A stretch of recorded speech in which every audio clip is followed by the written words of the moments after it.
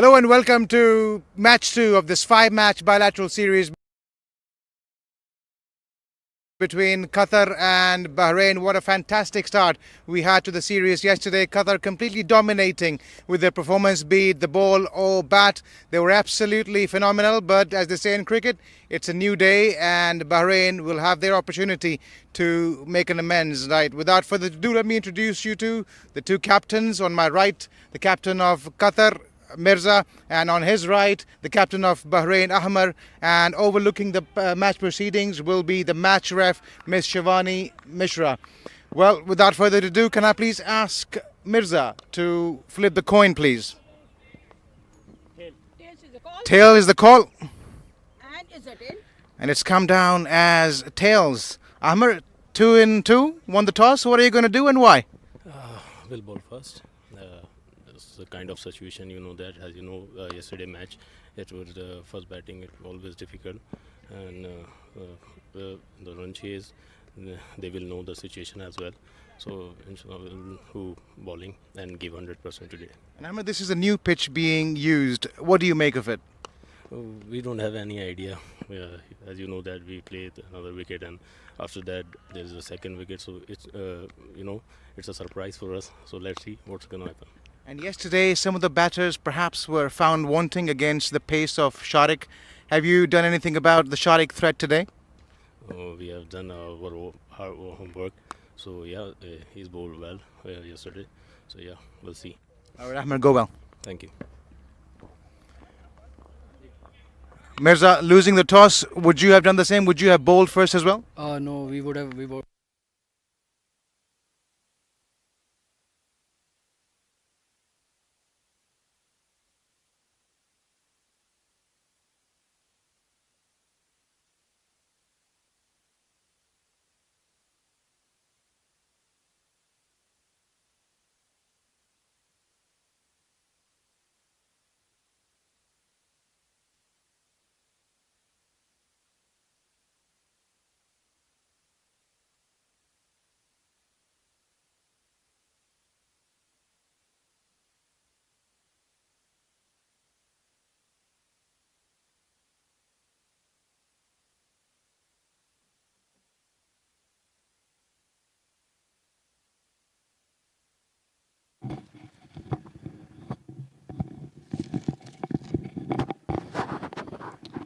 Right, then it's match 2 of this bilateral series between Qatar and Bahrain. Qatar going 1 up in the series yesterday. It was a convincing performance, and they've been asked to bat first in this encounter. Ahmad winning the toss, this time deciding to bowl first. I think it's partly due to the carnage that we witnessed yesterday with Sharik in particular running through the batting lineup of Bahrain. A sight of carnage. It's a new pitch being used today, though.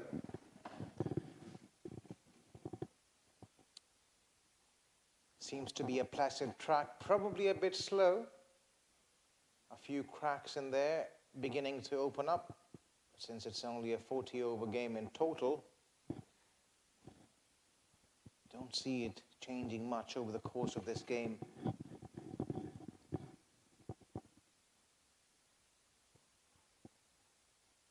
First shot as well, square on the offside, suggested that the ball is likely to come onto the bat, but the second ball tells a different story. There are a few loose cracks at that end. And whenever the ball hits them, it's likely to misbehave. There's likely to be some invariable bounce.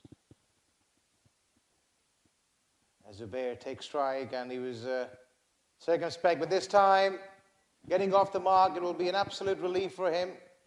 Got out on a first ball duck yesterday. This time it was tailing back to him a little bit, using the angle, glancing it for a boundary. First boundary for Qatar.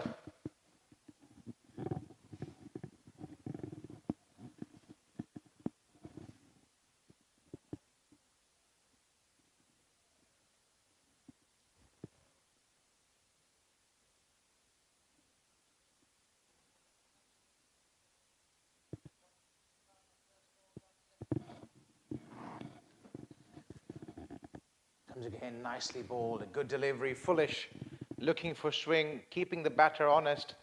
Zubair had to play it with a straight bat.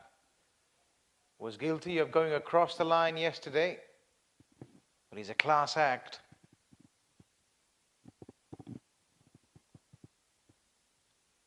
Will be looking to make an amends for yesterday's game. Dawood started off well, right on money. Apart from that one ball. Again, bowling within the channel of the stumps to finish over number one. One done. Qatar are 5 for none.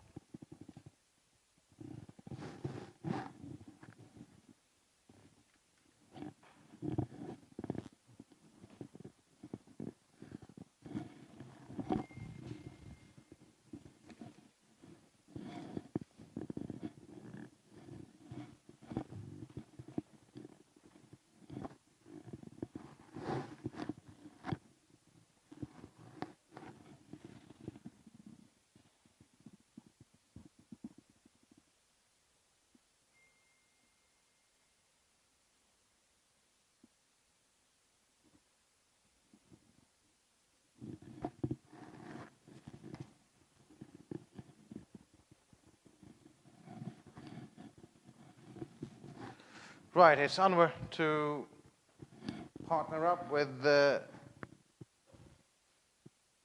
opening bowler.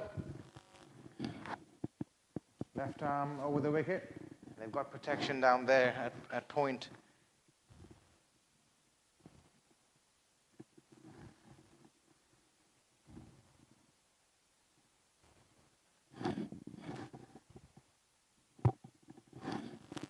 Third man and deep cover rather in position. The two fielders outside the 30-yard circle. There's a wide slip in place as well, waiting for that catch. So I'm going back deep at the crease. There's nobody there patrolling the boundary. And an excellent effort. What a valiant effort. Full marks. Pulling that ball back in. Just in the nick of time. That's the kind of commitment Bahrain needs. Just to lift them up a little bit. The body language seemed a little bit down. But it was a heroic chase. Stopping what seemed like a certain boundary.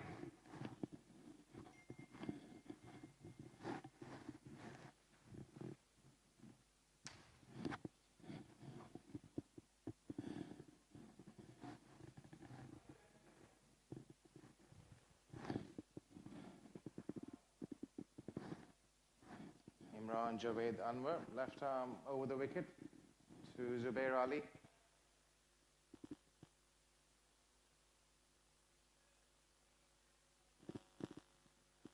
A bit streakish, but gets it away for a single, does Zubair. So important, he gets off to a good start. He's got an early boundary. An early indication suggests that this is quite a placid surface to bat on. Maybe the spinners will come into play a little later in the game. But if you're a batter, you'd already be licking your lips.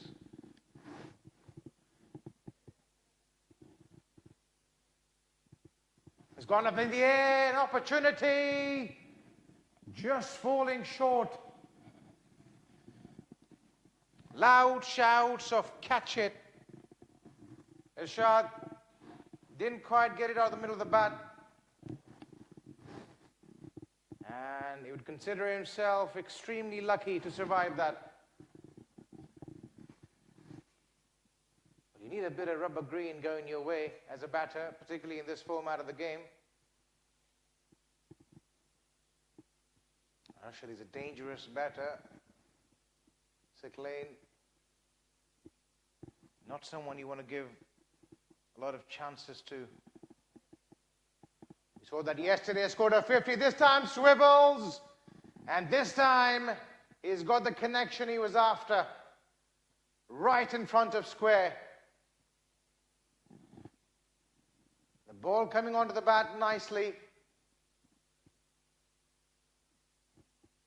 and Lane gets his first boundary.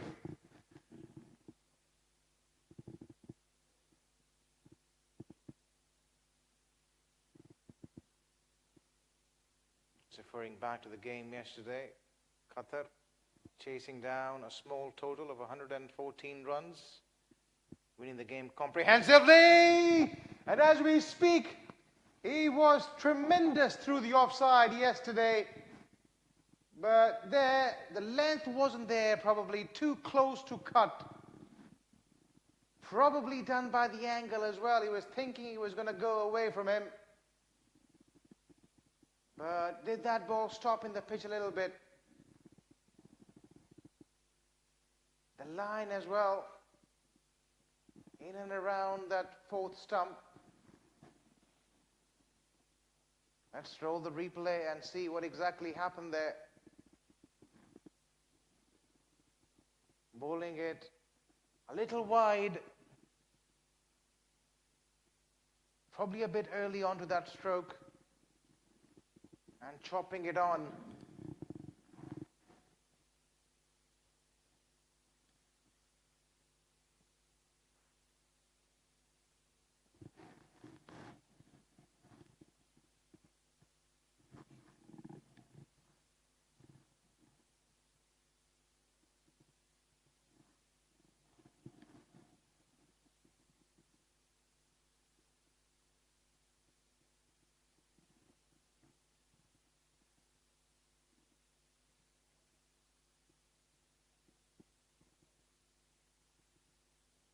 First blood drawn then by Bahrain, a new batter. I think it's Imel. Yes, indeed.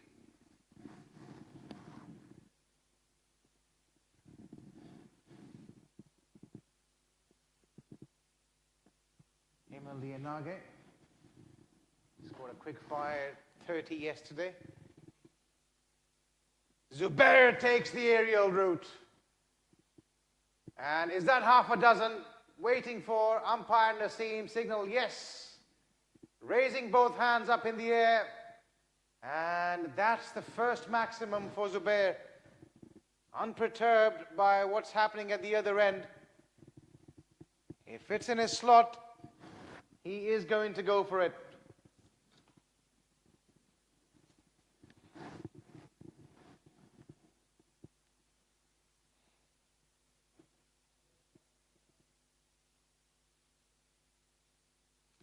Go straight. Has he got enough of it? I think eventually, yes. It wasn't as well timed.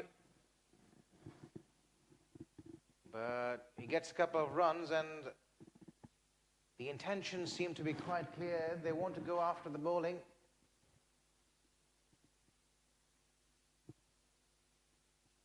The idea will be to get a score of around 160, 170 maybe, if they can push it.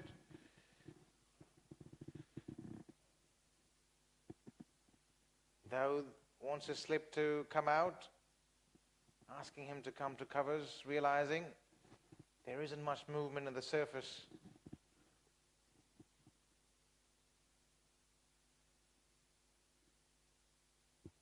Zubair across the line he goes. He's itching to go today. Wants to get as many runs as possible in this power play.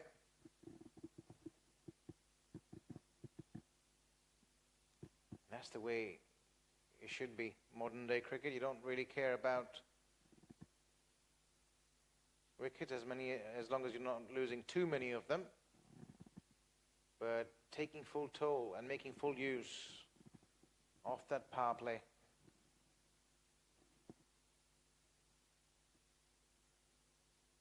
A bit straighter, placed straight down the ground, was played with soft hands. Ample time, hence, for him to cross over for a single.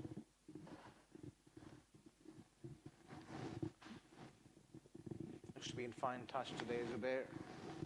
Trying to make amends for the golden ball duck from yesterday, as he's being joined by another left-hander, another class act from Qatar. Emil Lianage looked to be extremely comfortable at the crease yesterday. Scored an effortless 37. If you've got that score absolutely precisely right.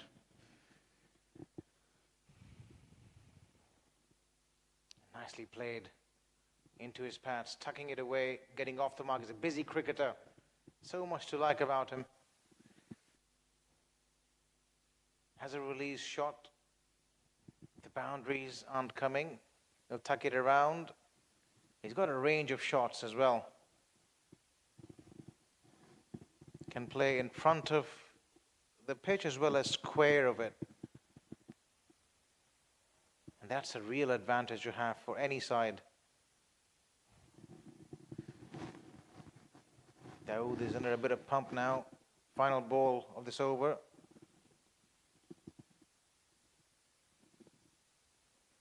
Played away to point, looking for a single, and a direct hit would have made things interesting.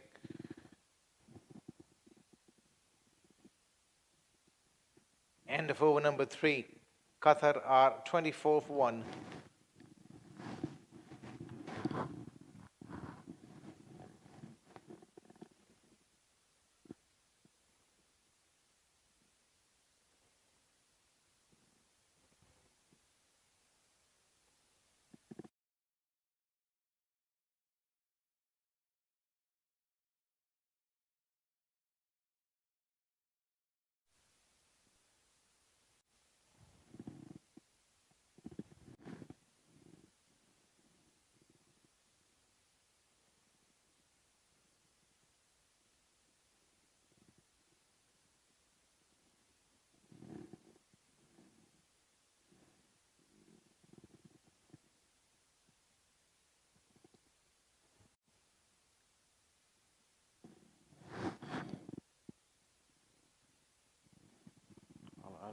To start his second over. Oh, how close was that to the stumps.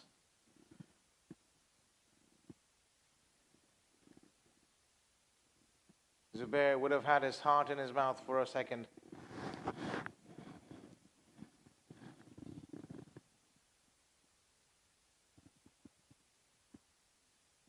Imran Javed Anwar has picked up a wicket already. He's got his tail up. His captain so desperately would want him to pick up another one. Zubair goes out over the top, but he hasn't quite timed it. Somebody wants it. Who wants it? The bowler himself? Well, what an opportunity that. Was it the captain? Yes, indeed. Ahmer. Haji Anwar, he won't be amused with it. He's bowling so well, applying pressure, creating opportunities, and then that catch should have been taken. Was a regulation opportunity, really. Let's have another angle on it. Running towards it, had enough time. I wonder what happened. Hard hands in the end.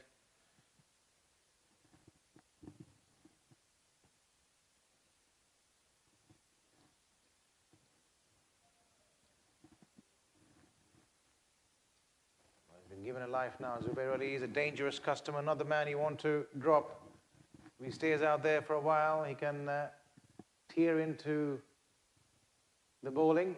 Inage goes straight down the ground. Gun barrel straight. And adding salt to the wounds. They've just had a drop catch and then a boundary. Such a cruel game, this.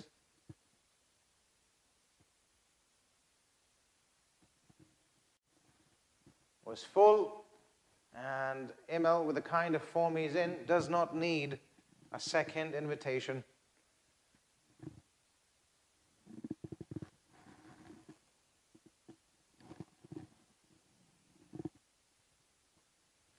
This time it was wide, but not able to find the gap on the offside, hitting it straight to point.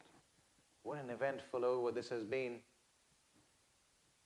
Missing the stumps just by a whisker, and then that catching opportunity, followed by a boundary. At least he's making things happen. Imran Javed.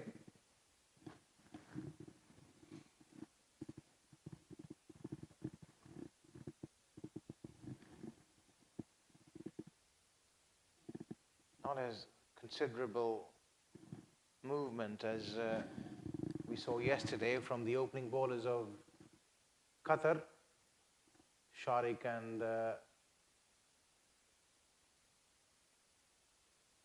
skipper Mirza.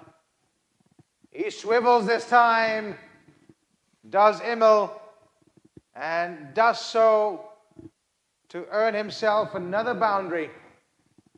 2 boundaries of the over.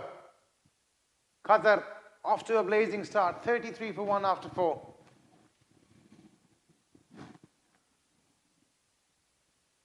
And there we go. He's a bit Sohail Tanveerish. Anwar with his action, but he's so quick to side the ball. Emil picks the length up early, and that's the key.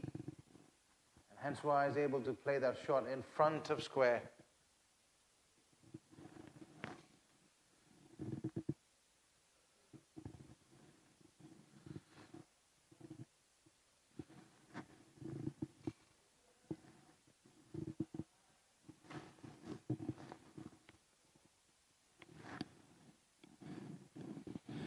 Right, 4 was done then, 33 for 1. Qatar, they'd be quite pleased just losing that 1 wicket of Sick Lane.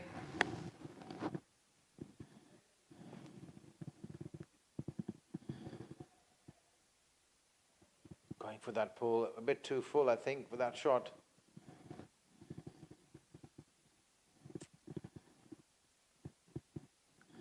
First wicket falling when the score was on 13. This partnership growing 20 runs already. The run rate 7.92, almost touching 8. They've got lots of firepower to come in. The captain himself, Mirza, Sharik Munib. This time he bowled it closer from the stumps. Play and a miss.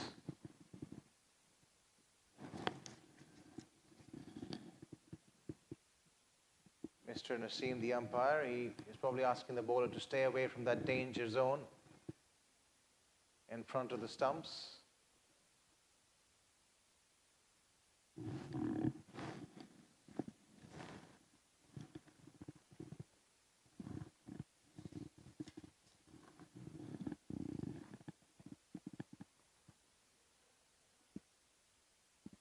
Time he's found the gap, threaded a needle, waiting on it, and just caressing it. Hardly seemed to have hit it, and yet that ball raced away into the fence.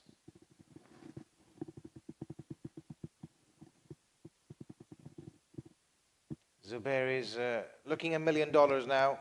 20 runs of 15 deliveries, a few plays and misses. an opportunity as well. But the few shots he's played, he's looked extremely elegant.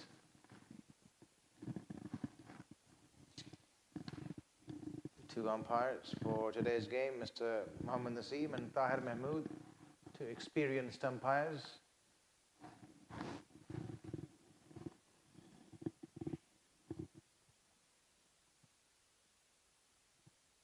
Oh, he went for the pole, he was lucky.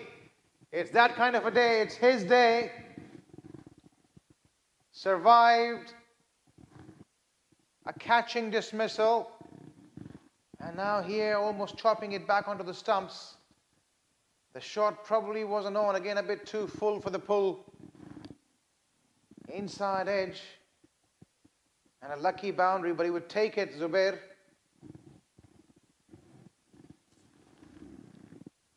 Rizwan Butt, however, wouldn't be amused. It's a hard game. It's a cruel game, cricket. It's a batter's game, they say. There is a live demonstration of why that's the case. Oh, a good delivery right up in the block hole. Digging it out, Zubair. Getting a single. Two boundaries and a single of this over so far.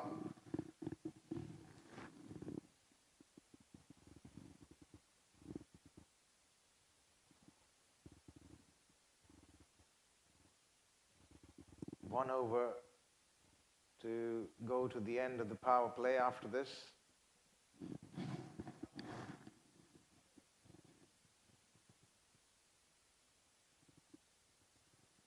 Played it with soft hands, protection down at the boundary, running the first one hard, but they'll settle for a single. It's 5 done, 43 for 1 Qatar.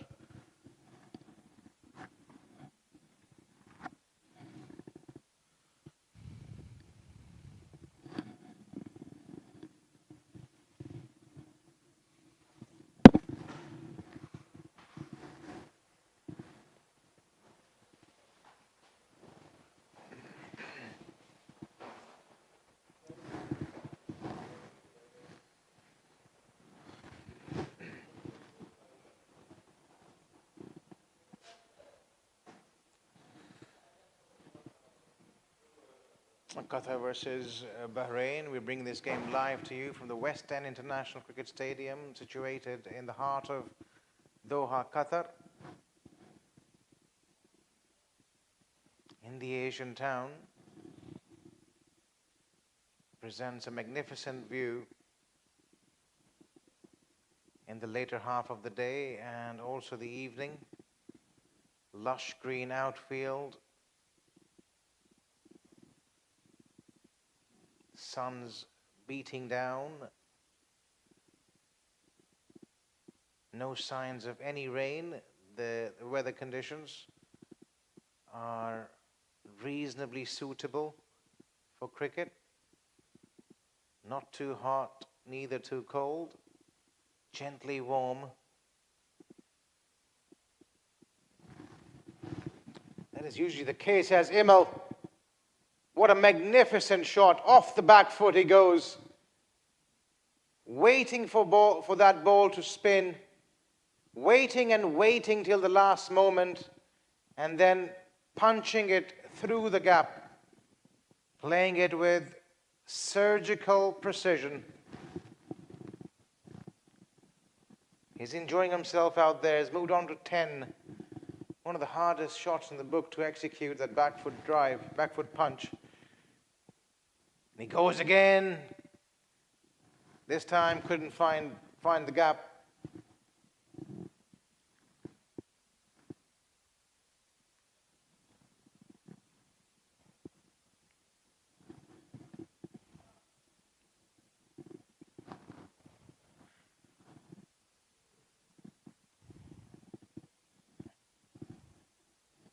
Adjusting his guard, which is interesting to see. He's going to be standing on the middle stump, I feel, and if that's the case, then he'll be eyeing the onside region.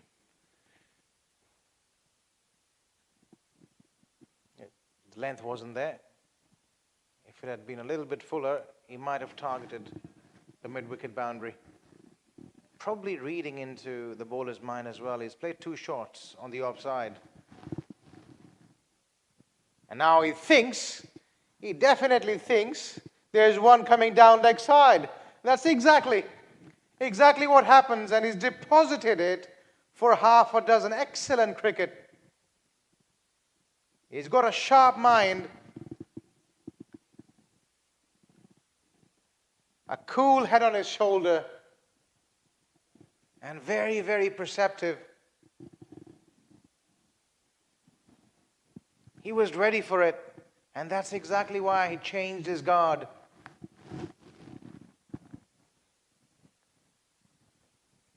The bowler, though, falling into that trap, staying one step behind.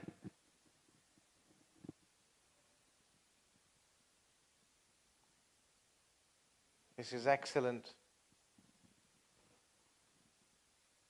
It's just not a game of bat and ball. So much a mental game of method and strategy.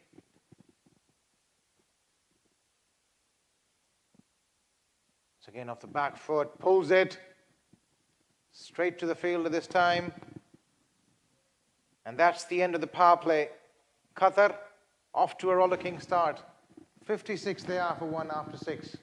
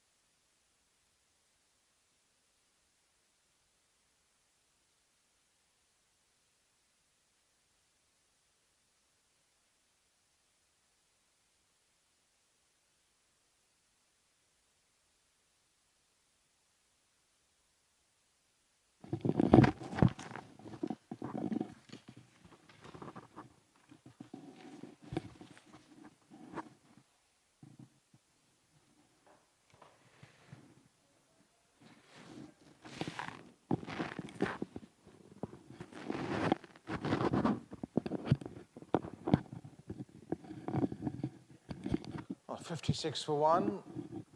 End of the power play. And it's spin from both ends now. Right arm off spin. Nazir coming into ball his first over. Qatar sitting quite comfortably at the moment.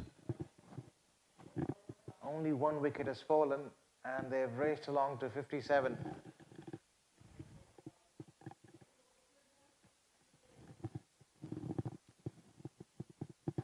Inage, just watch out for that guard again.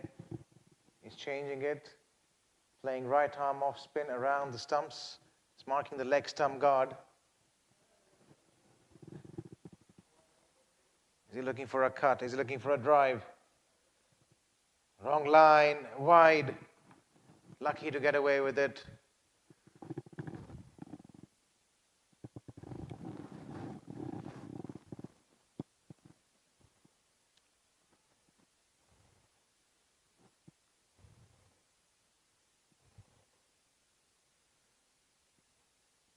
Nicely driven as he found the gap.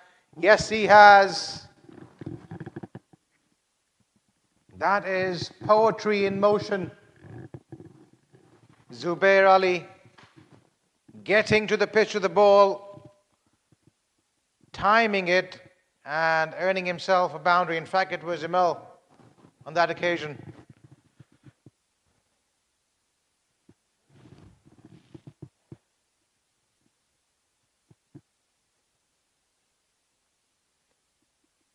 Down the ground he goes. And as he hit it well enough, a laborious effort in the field. Could not believe it. Extremely lethargic that. Should have been saved. But a boundary being gifted, a Ramadan gift coming early for Qatar.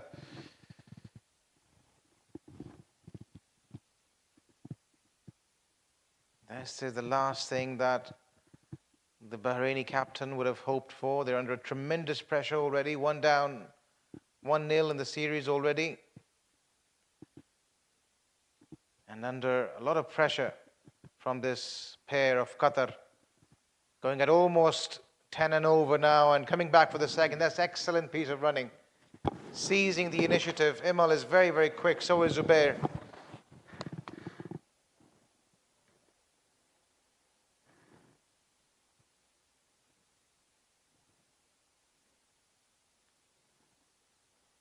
Time walks across the stumps, plays it down the ground. Only a single.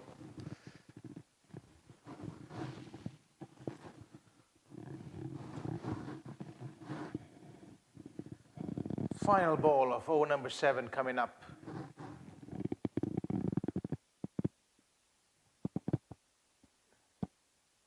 Flipped away. Running the first one hard, looking for the second, and that's outstanding. Absolutely brilliant. Great intensity and intent. Couple of runs to end over number 7. 72 are Qatar for 1.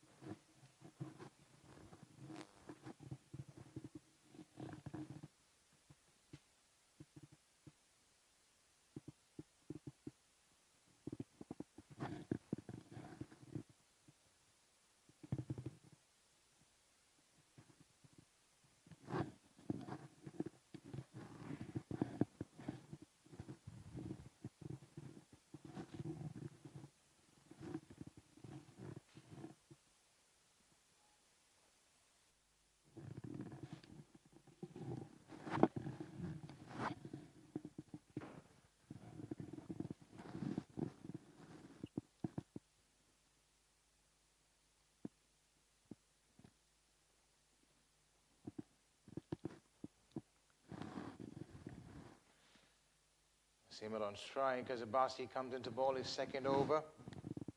There's always one step ahead of the bowler is Imal. Very nimble-footed.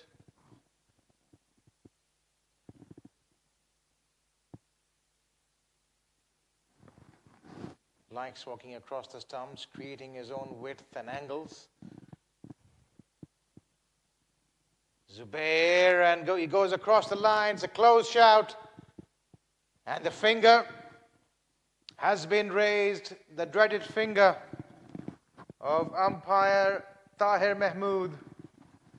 He took his time, but eventually ruling it in favor of Abbasi. Zubair, he's played a good hand. He's gone now, though, for 34. Qatar are 73 for 2.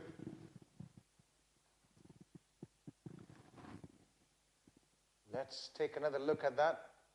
Pitched just outside that off stump, spinning. Spinning quite considerably. And Zubair probably thought that there was a case for that ball missing the leg stump. That's why he was a little unhappy with that decision.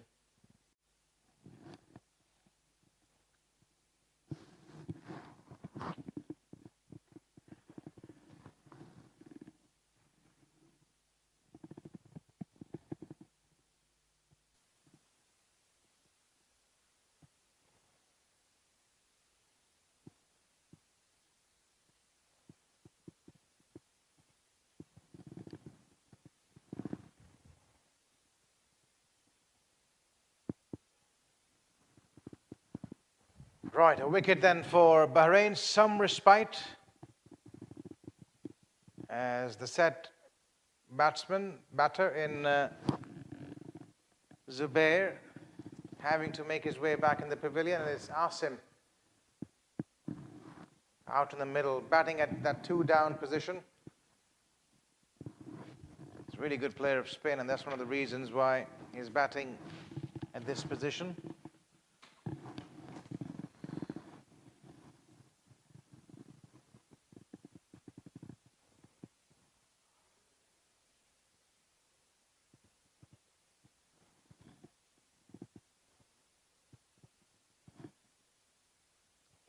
Making room for himself, that's what we were referring to earlier. He likes moving around the crease. He's a busy cricketer, moving cricketer. He gets another 2. This always runs on his minds, playing with the field, being proactive and trying to stay one step ahead of the bowler.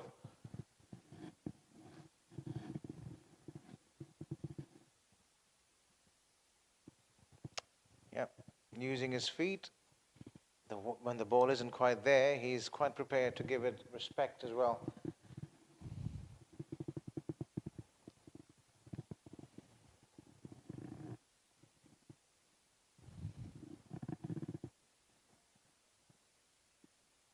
And out he brings the reverse sweep.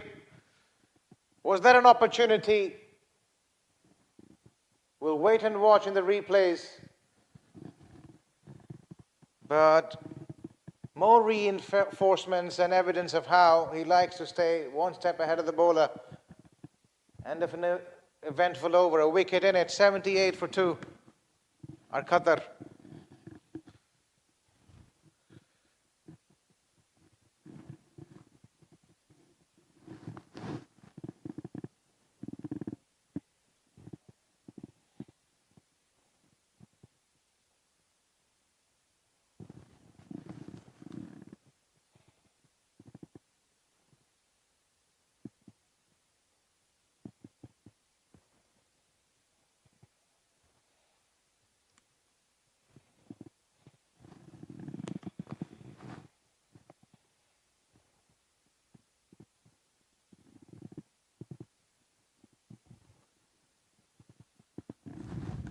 Right, Salman has been brought into the attack.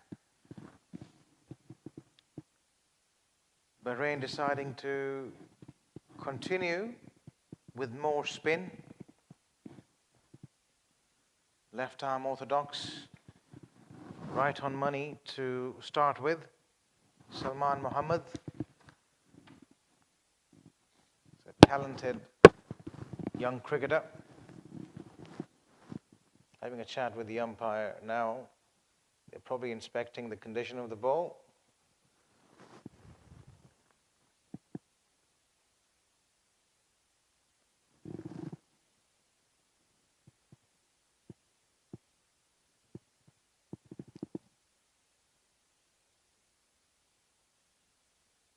Wide of the crease, a bit of spin. Asim trying to caress it through the gap.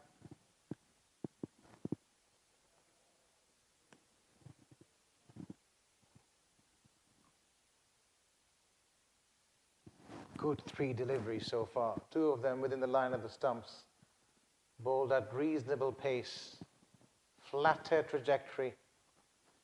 Asking Asim to do something out of the box, not giving him any width whatsoever.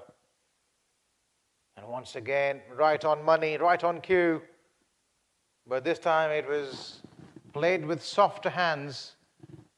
And Imel was quick off his blocks, like he usually is. Right, this will be an interesting battle now, Salman. He's been immaculate with his lines and length so far in this over. Imel will try and put him off his guards. Try to do something different. He goes downtown. That is exactly what he wanted. He wanted to put the bloke under pressure. And he's managed to do that successfully. Taking the attack to the opposition, and what an innings this has been by Imel. 39 already of 19 deliveries.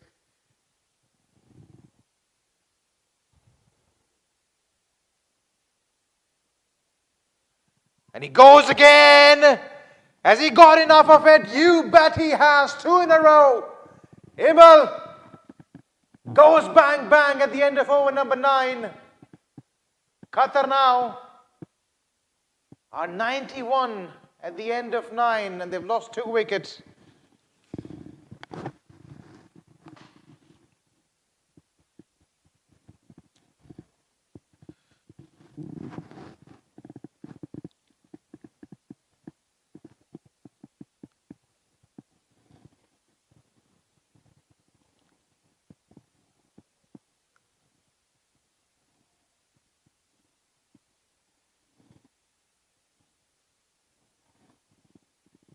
What a player he's turning out to be for Qatar. Nonchalant.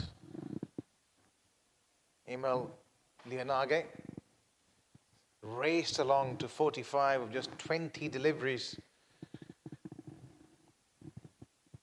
Still 11 more overs to go in this game. And he might as well be eyeing a score of triple figures. Asim plays that through the offside and he's found the gap. What a passage of play is this turning out to be for Qatar. A 6 and a 4 to finish the last over and a boundary to start this one. This is excellent batting from the home side.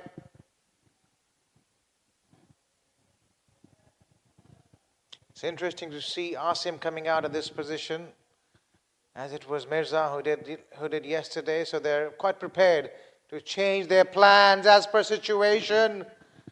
And Asim, Muhammad Asim, is doing full justice to that decision. A drive followed by a delicate cut. 2 boundaries in a row. That is poetry in motion.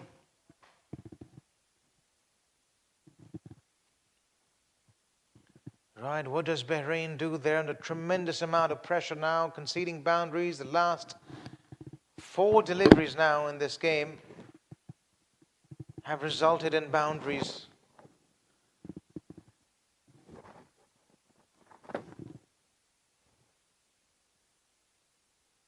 A bit short, probably keeping a little low, not bouncing enough for him to play that shot through the onside. The intentions were quite clear from Asim. He wanted to deposit that ball into the middle of Doha somewhere.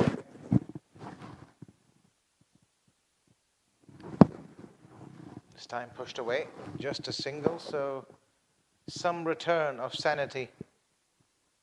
And Bahrain, as that brings up the 100 as well for Qatar. They're 100 for 2 in 9.4 overs. Would be quite proud of their start. Having lost the toss, put into bat, they will take this with both hands. Emil in particular has been instrumental in this inning so far. Chanceless, proactive, and nonchalant, making his presence felt.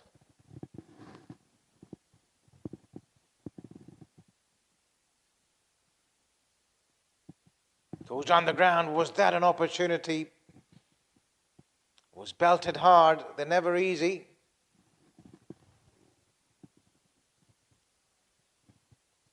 What an eventful first half we've had in this game. Qatar racing to 101 for 2 at the end of 10. It's time for drinks and we'll take a short break and we'll be back right after it.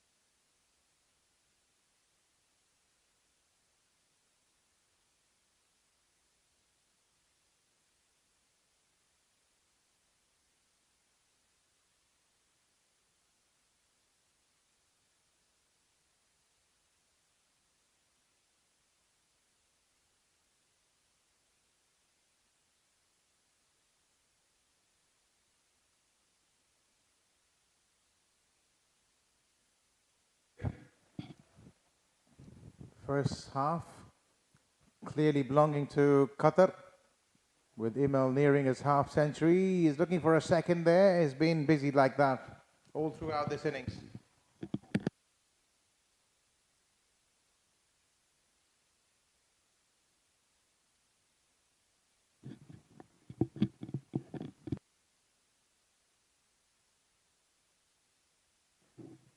Bahraini captain probably realizing that the spin has been taken to cleaners, reintroducing some pace.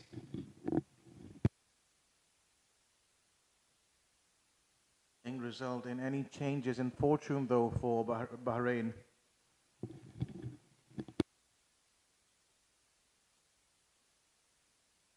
A real spot of bother with Qatar racing along, motoring along to 104 with 8 wickets left in the tank. We've still got 9.4 overs left.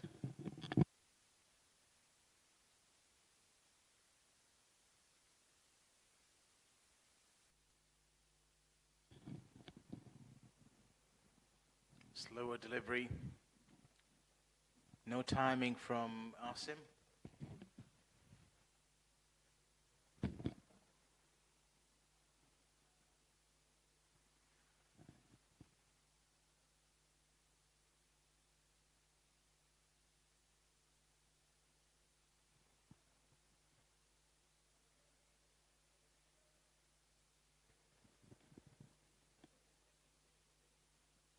This time waiting on it, and it was an excellent shot.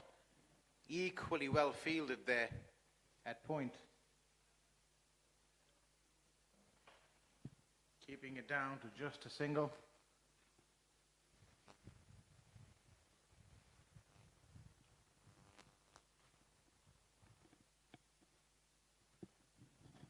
That brings back Imel on strike. And he's been absolutely monumental so far in this game. Short, pulling it away, but not quite finding the gap. Runs coming, thick and fast though, and with that, Imel brings up his half century, batting at a strike rate of 200, 50 off 25 balls. What an innings, take a bow.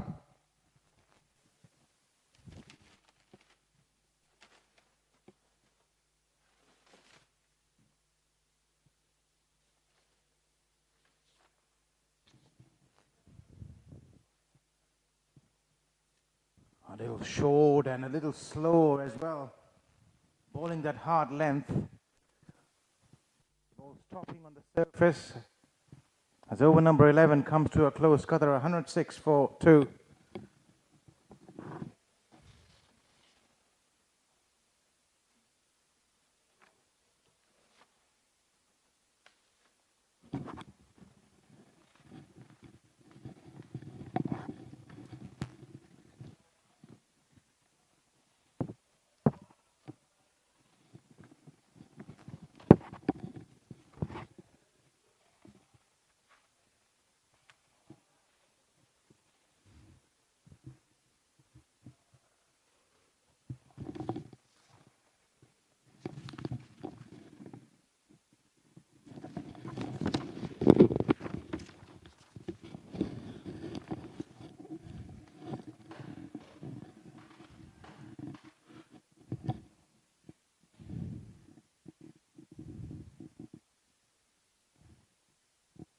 Going down the drag, he's particularly taken on the spinners and taken them to cleaners, picking up another couple of runs, scoring at will.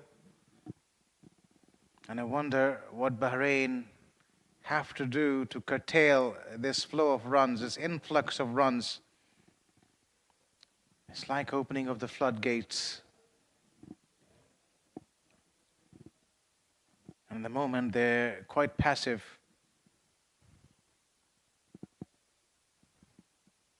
It's not easy as well when somebody like Imel is batting and he's scoring boundaries.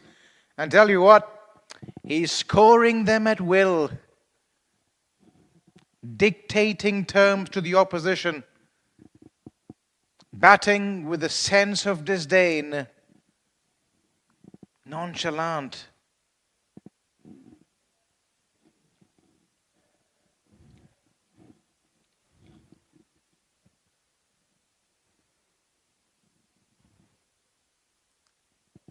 With Emil on strike, it's not a question of whether he'll be able to hit those boundaries. It's a question of when he decides to hit them.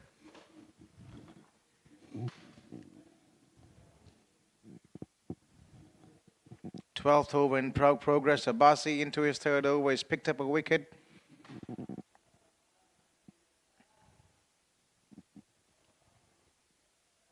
But his captain would want him to pick up another one here. Making room. Just a single. Just another single there.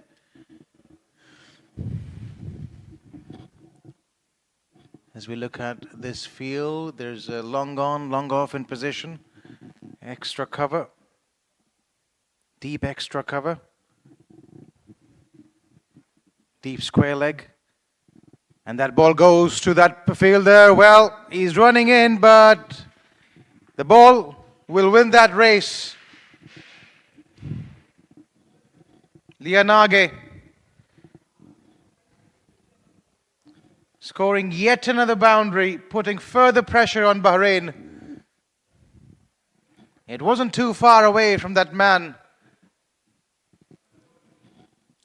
at deep mid-wicket. But it was hit with some serious strike force. Using his feet. Has he got enough of it? You bet he has. When he hits them, they stay hit. Didn't quite have the height. Does it really matter? Because it had what it mattered. The distance. A 4 and a 6 to end over number 12. Qatar.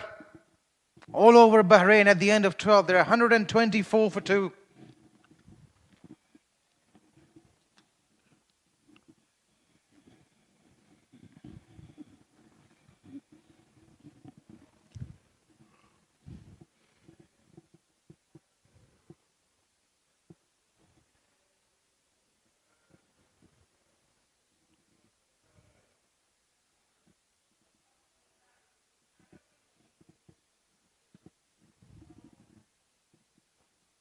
Oh, huge shout.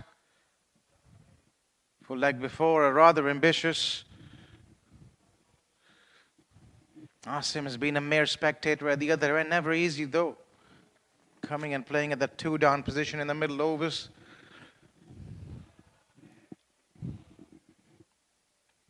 I think his job at the moment would be to accumulate and get that strike back. Give that strike back to Emil as much as possible.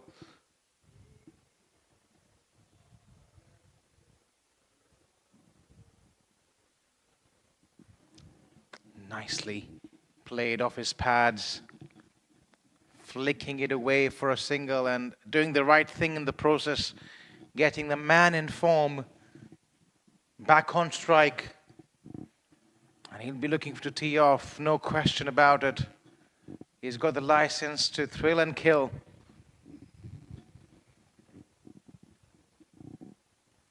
Batting on 67 now of just 30 deliveries. He's eyeing that onside, scanning the field. He's a thinking cricketer, such an exciting cricketer to watch. Slower delivery, well bowled, given as a wide. Probably a bit rough on the bowler that. But Lianage would take it with both hands.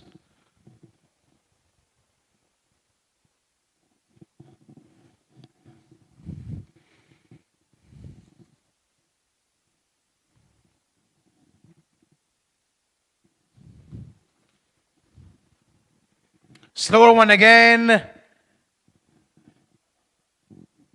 Not quite getting the timing. But a touch of Sanath Jayasuriya on that one. The way he used to swivel and hit the ball square on the leg side. Remember, Lianage hails from Sri Lanka.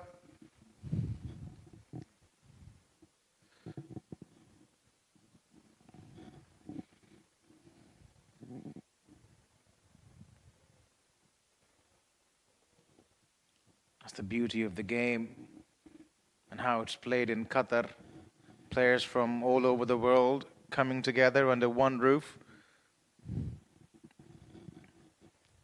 The coaches of Qatar come from the UK, and the players pretty much a mix from the subcontinent, Sri Lanka, India, Pakistan, Bangladesh as well. There's some grooming cricketers, up and coming cricketers as well, for under 19s and under 16s. Again, coming from various parts of the world, representing diversity. And that's the real beauty, that's the essence of Qatar cricket. Cricket for all. We saw Qatar's women team in action as well yesterday. Played 2 matches against the touring side Oman. 2 very closely contested games. Slower delivery, dragging it onto the onside, no real timing on it, but will still comfortably come back for the second. Over number 13 comes to a close. Qatar, 130 for 2.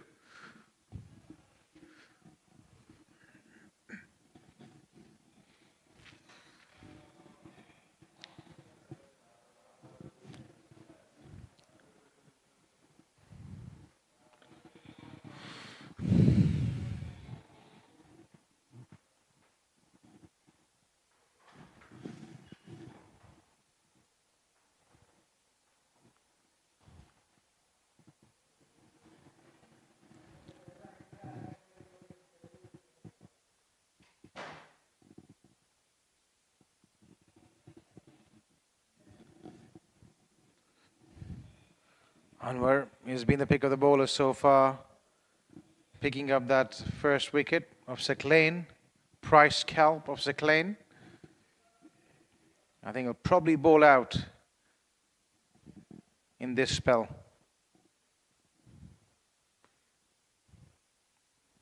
Played away, square on the onside, finding that empty pocket and coming back easily for that second run.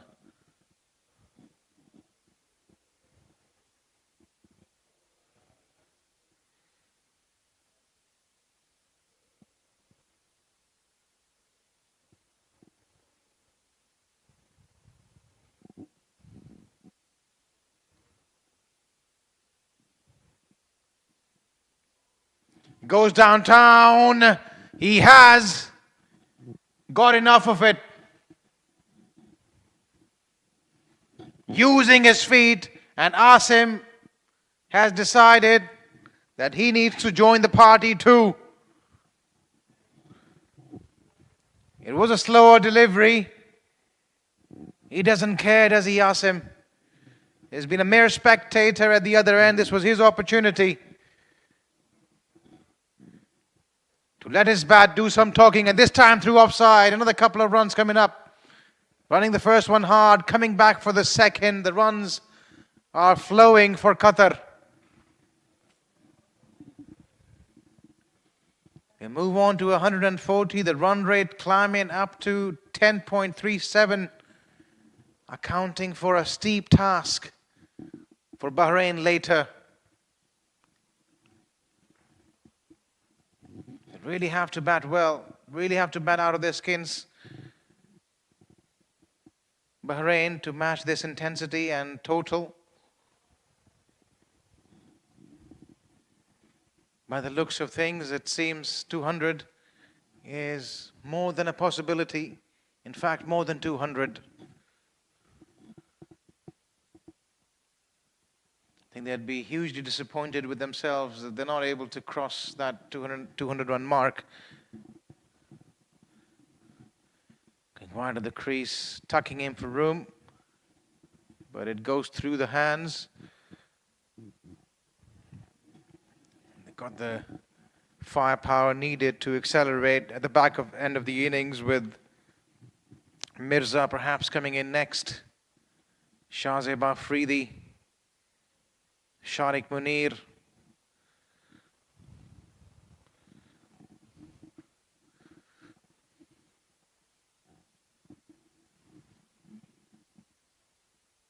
Quite a few all-rounders to come. The show focus shifts back to Imeldo Lianage. Where does he go next? Goes offside, hits it hard, but hits it straight to the fielder. He will retain strike in the next over. End of 14. Qatar, 142 for 2.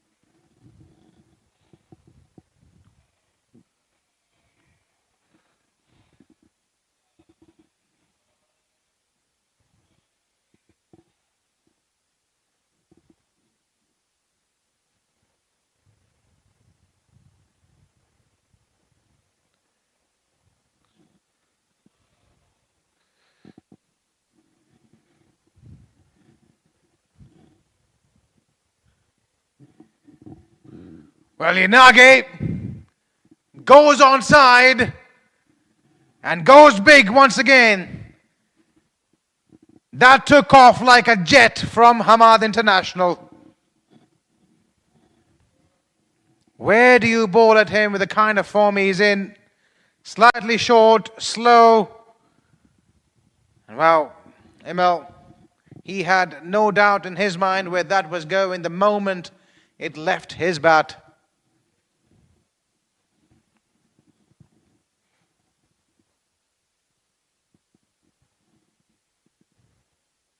Right up in the block hole. That's probably one area, the safest area for the Bahraini bowlers to take cover under. He's all over the Bahraini bowlers at the moment, is Emil. That's for sure.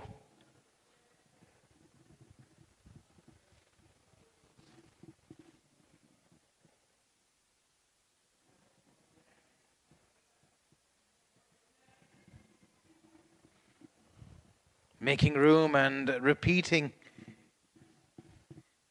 the Yorker on that occasion and keeping it down just to one. So a good comeback from Rizwan Butt after being belted for a 6 on the first ball of the over.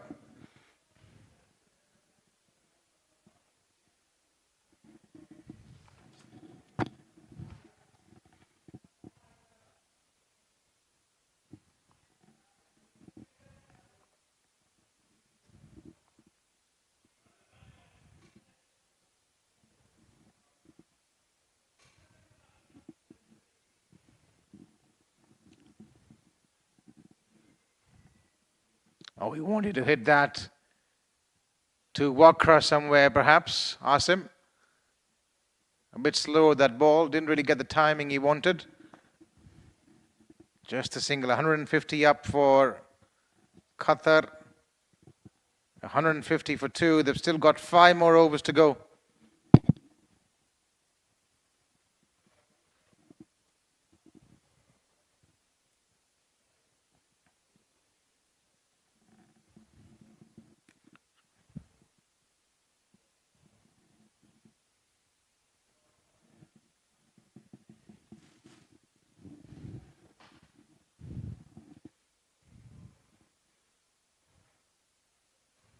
Little slower, little shorter.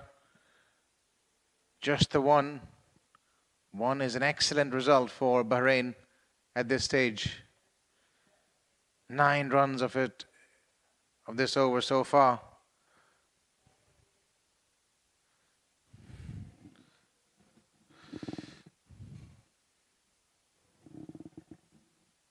The current run rate sitting at 10.18 to the over. 5.1 overs remaining as the last ball of the 15th coming up. And good finish. Low full toss. A dot ball to finish over number 15. Qatar are 151 for 2.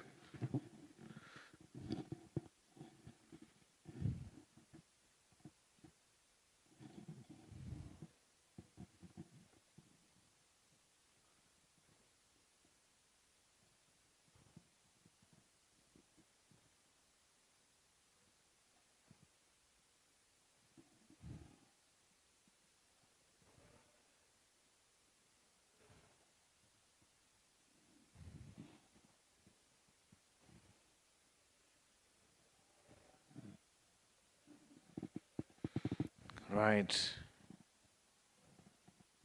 It's the final phase of the innings coming up, the death overs.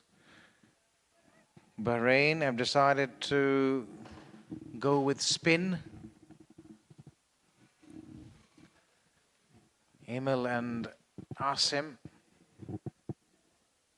looking in ominous form for Bahrain. And it all makes for some really exciting viewing. Emil on strike. Is he going to go straight down the ground? Long on, long off. Probably look to use his feet against the spinner.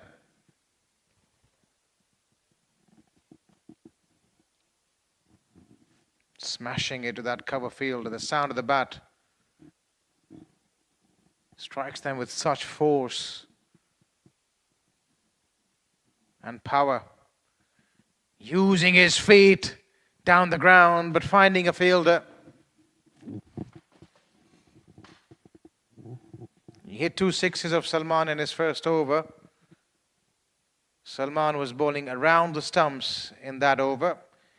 Decided to come over the stumps for this over.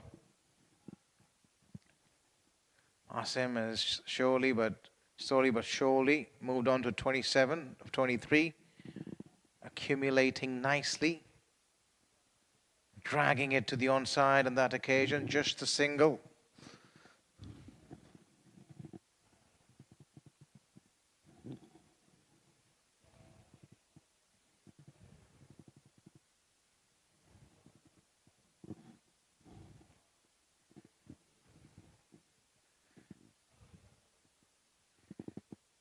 Clipped away, running the first one hard and comfortably coming back for the second.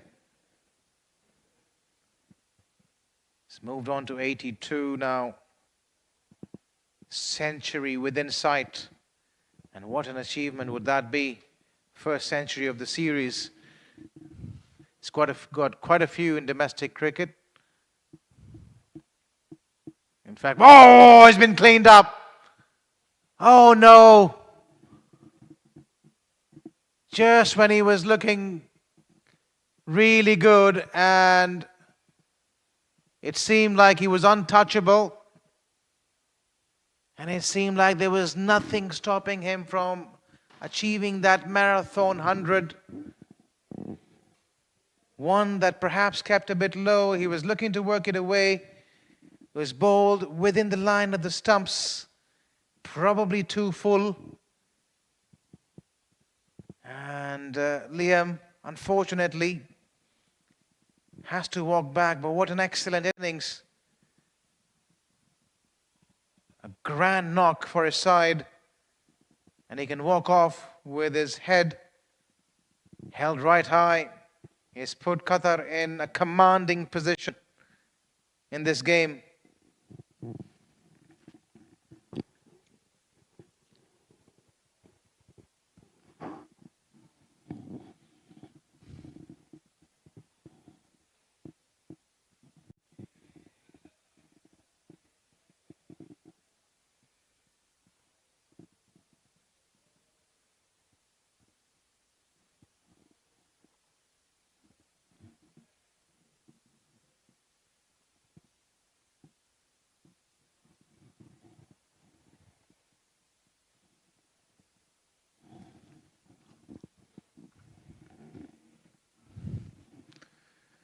Right, it's the captain then, Mirza, making his way out in the middle. He's got 4 overs to go. And boy, oh boy, he can strike the ball big as well. End of a successful over for Salman. Lianage going back to the hut. 155 for 3 are Qatar now at the end of 16.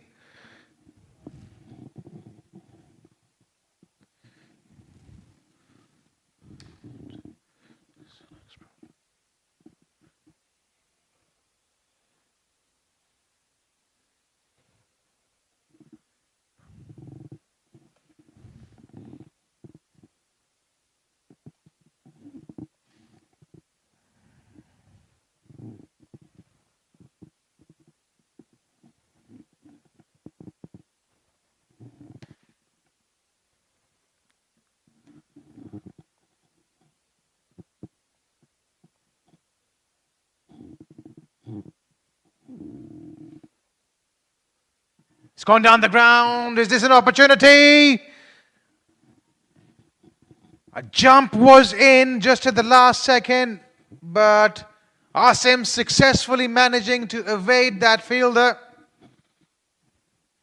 And what a start to the over, starting with the 6.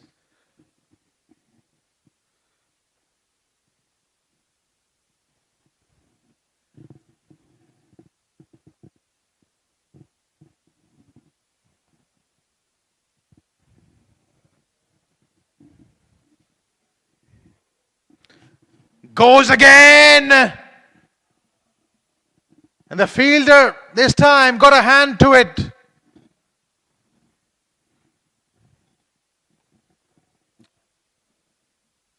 He'd probably be considering himself lucky to survive that. Look at that on the replays once again. It was a slower delivery, using his feet, couldn't quite get the timing right. He was perilously close to the rope there, the fielder, but getting a hand on it, couldn't quite catch it. But perhaps you can argue that he saved a 6. Played with soft hands. They're always going to look back, come to look back for the second, and they do comfortably as well.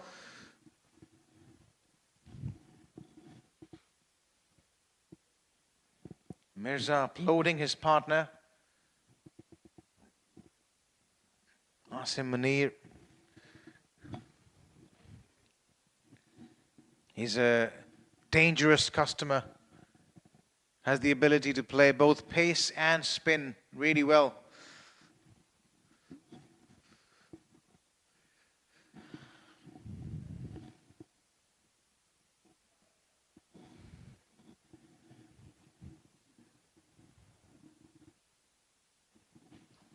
Clipped over the offside. Coming back for the second once again. And the dive is in. Excellent cricket. The running between the wicket is something that the Qatar women team can take a leaf out of. They can certainly take a leaf out of Qatar men's book when it comes to running.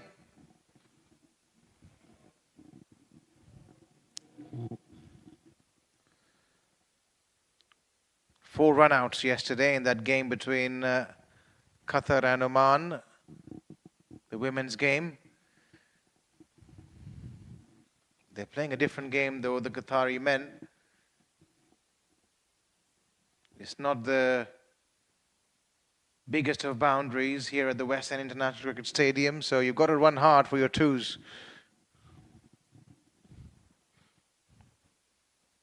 Slower one. It's preferred to go that way, Dawood, in this over. The run rate has slightly dropped, going below 10 now, ever since the departure of Emil, who was going great guns, but still a very healthy score of 167.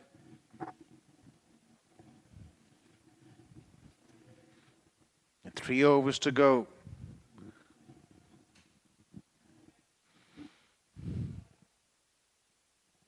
Low full toss. Plays it on the onside. He's looking for the second again. This time he wouldn't get it. He'll retain the strike though. With last 3 overs to come, Qatar at 168 for 3.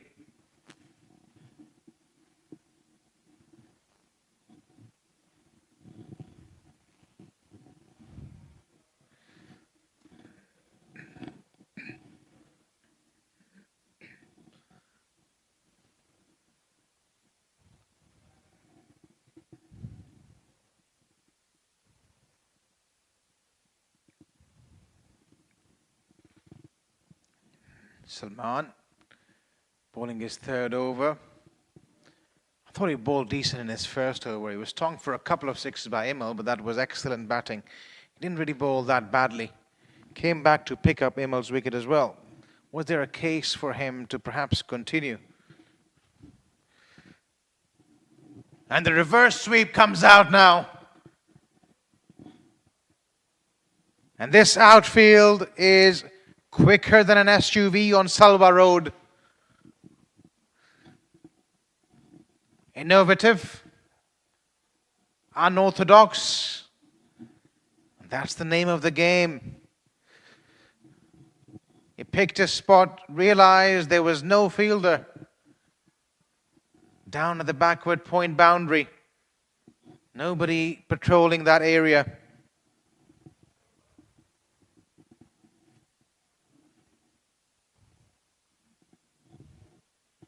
Where does he go now? Does he go onside?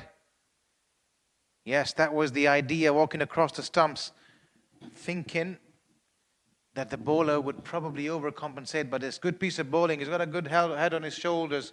Salman is still quite young.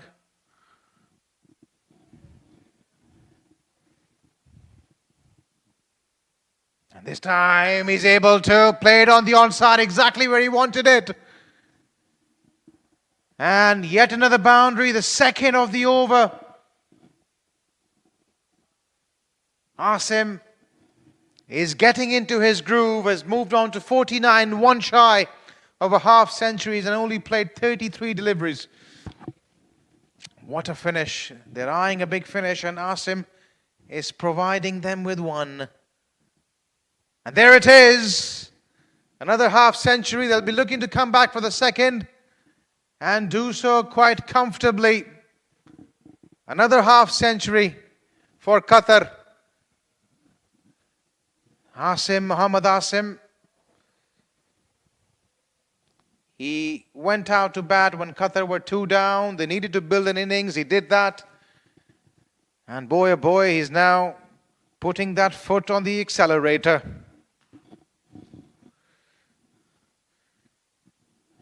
And once again, they're looking for 2, keen for 2, and comfortably, once again, comfortably getting it. In fact, oh no, what has happened there? Should have been a straightforward chance. Hands on hip stuff. Very, very disappointed Salman with that fielding effort. Well, that's what happens when one side is playing so well, dominating proceedings completely. Bahraini fielders, they're completely losing the confidence and their shoulders are down. And once again, played in that direction of deep mid-wicket, and once again, a couple of runs. End of over number 18. Qatar 16 shy of 200. 184 they are for 3.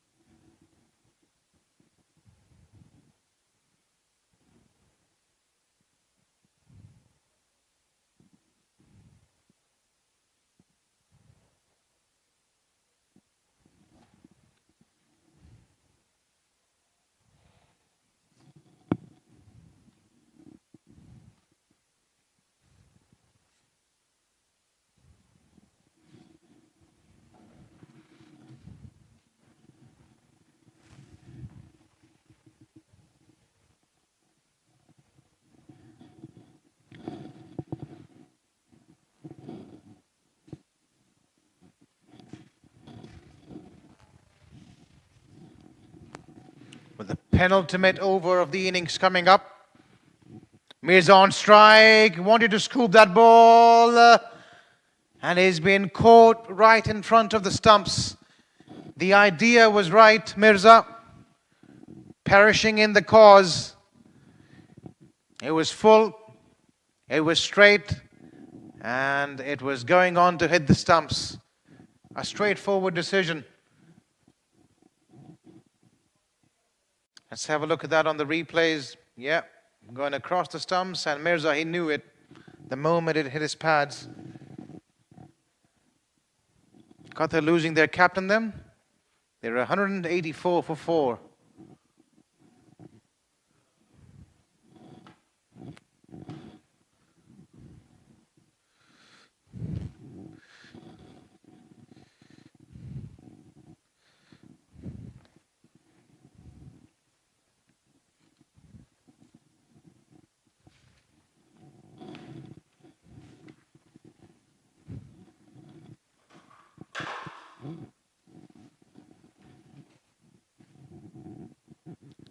With that, Shazim Afridi has made his way out in the middle, and that last name of his, Afridi, tell a story.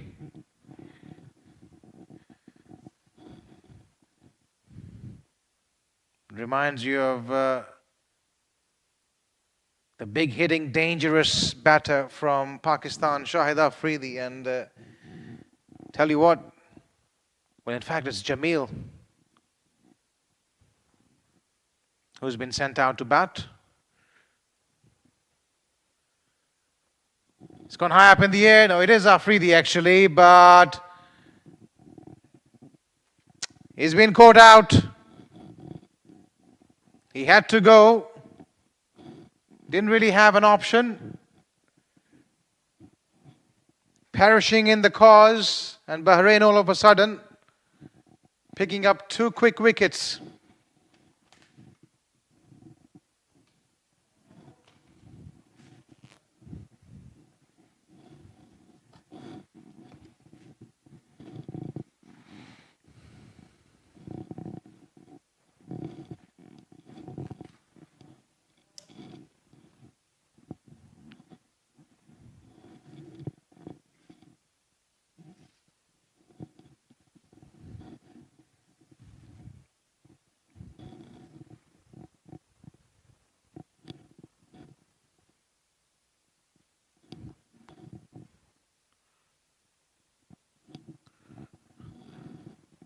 It's the hero of yesterday's match, Sharik Munir, who makes his way out in the middle. It's no mug with the bat.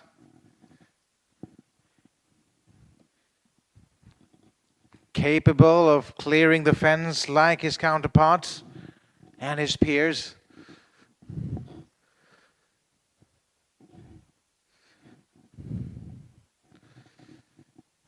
Last 2 balls of the over coming up, then Daoud to Sharik. And a bit lucky, some might say. The good old French cut, but it doesn't really matter how they come at this stage for Qatar, as long as they keep coming. They're coming in boundaries at the moment. Sharik Munir gets a boundary, a lucky one. And it's been that kind of a day for Bahrain as well. In the field, they felt lethargic, winning the toss, bowling first. It hasn't quite gone to plan.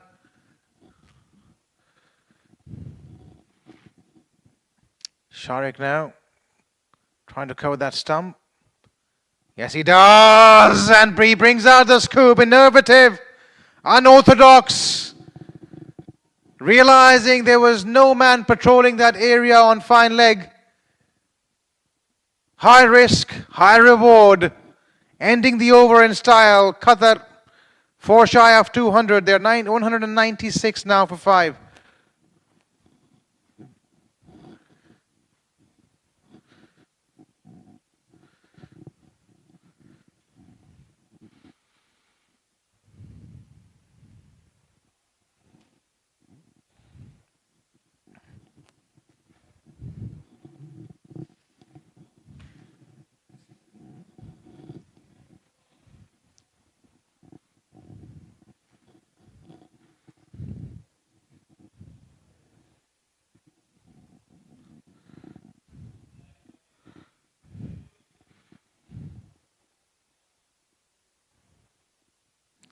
Well, we've seen everything in this Qatar innings so far. We've seen finesse, touch, power, strength. And Asim has smoked that one right over the mid-wicket boundary for a six. What a start to the final over.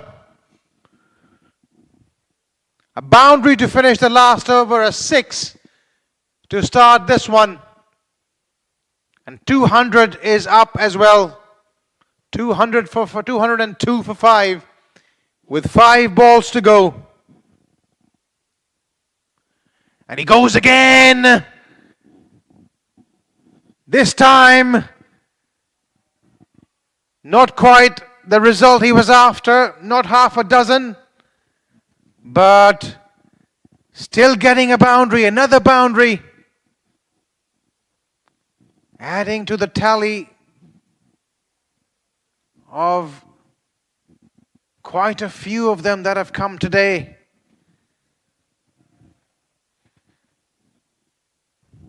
Dear, oh dear, Bahrain seems to have no answer to this onslaught by Qatar today. And this time he wants to be a bit cheeky. Struck him outside that off stump, so no question of a run out, but the idea was right. Wanted to pedal it like his partner in the last over.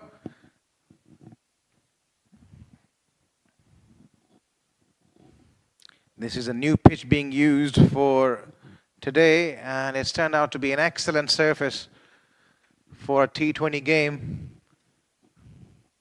3 more balls remaining. The run rate has climbed up steeply to 10.62.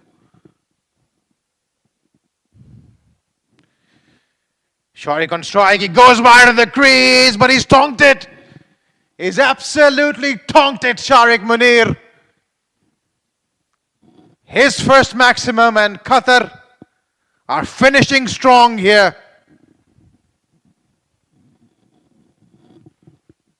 Unbelievable batting this by the home side, taking this game by the scruff of its neck.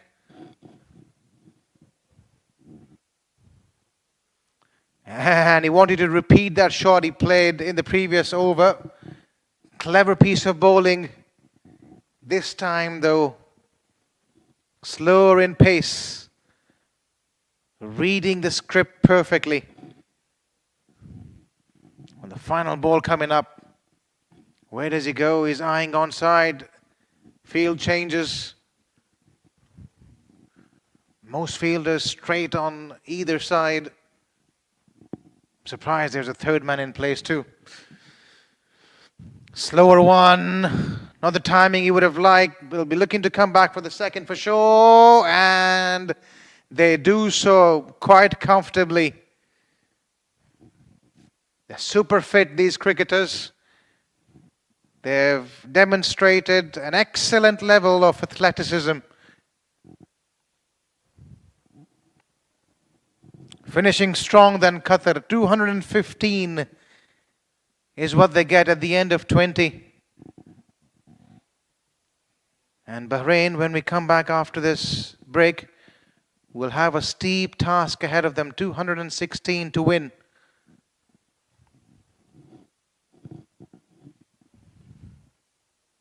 Right, we'll take a short break and we'll be back with Bahrain's reply.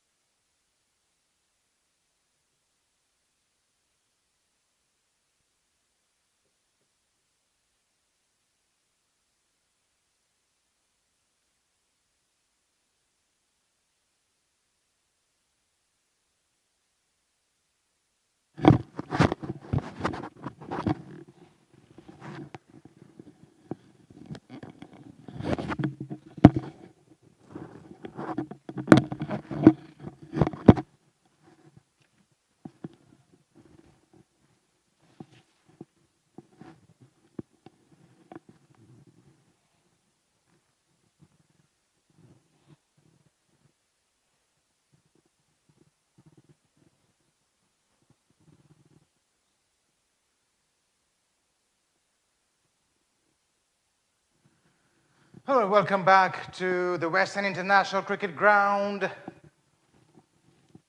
Qatar piling up a monstrous total in excess of 200. And Bahrain, they have to contend with their nemesis from yesterday, Munir, Sharik Munir. Starting off with a no ball. Vociferous movement for him in the game yesterday. We'll have to wait and see if he can repeat that today. Starting off with a no ball tonight.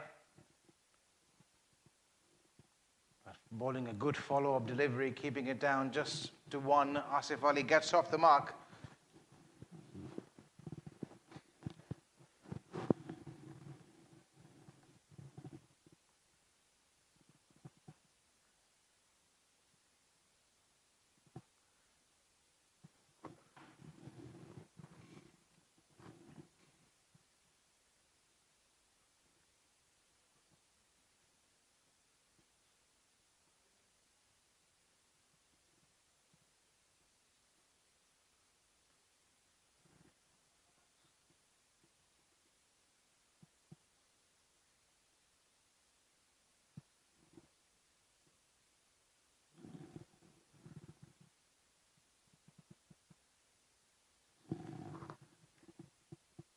Another no ball, so Sharik not starting off with the kind of rhythm that he did yesterday.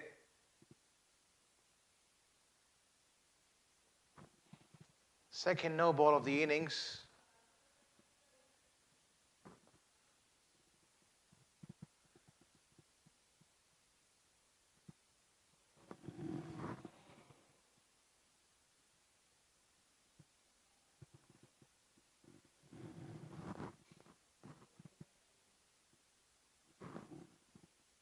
Free hit coming up, straight down the ground he goes, but finds a fielder. Second free hit of the over. And neither of those have paid dividends for Bahrain. They had a golden opportunity to get off to a flying start. Not being able to capitalize. It's been that kind of a night for Bahrain.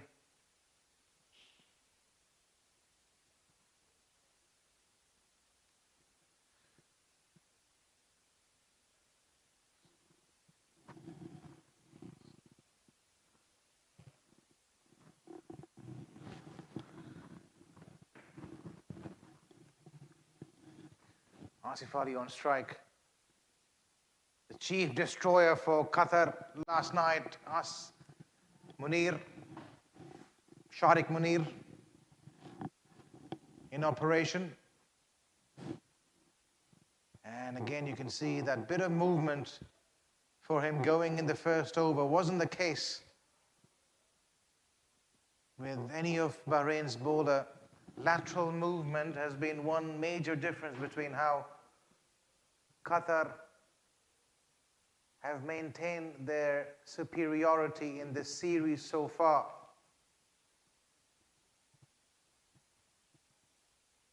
Nothing much in the surface. Is that an outside edge? Indeed it is. Sharik Munir, just like he did yesterday, draws first blood for Qatar in the first over.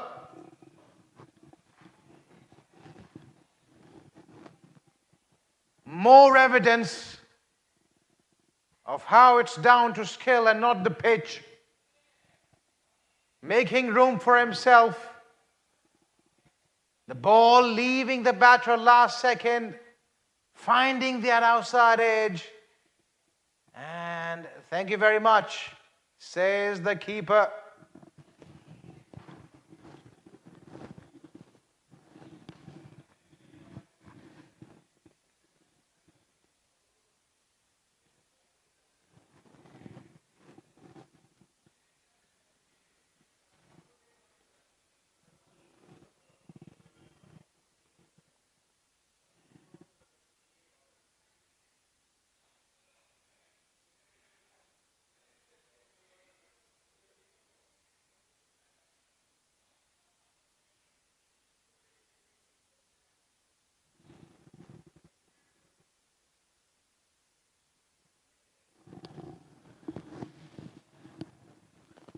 What an amazing form, what an excellent form has Shariq Munir been in with the ball,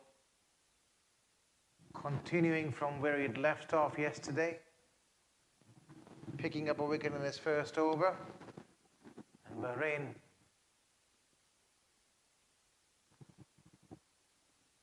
in absolute tatters here. Nazir gets off the mark.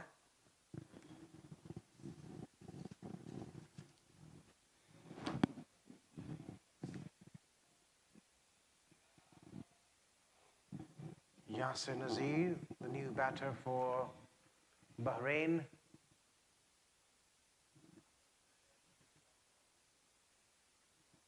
Needs to get Bahrain off to a strong start. This is a steep ask. Required run rate over 11 runs and over, so they'd be eyeing for a big power play, that's for sure.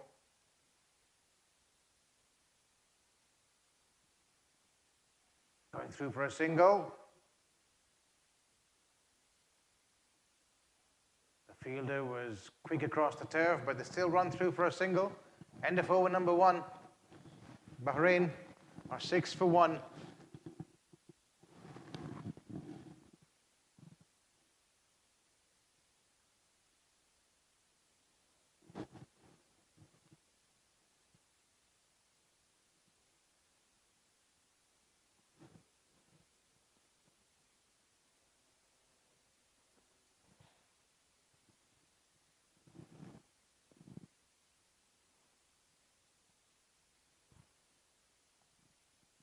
Right, the captain,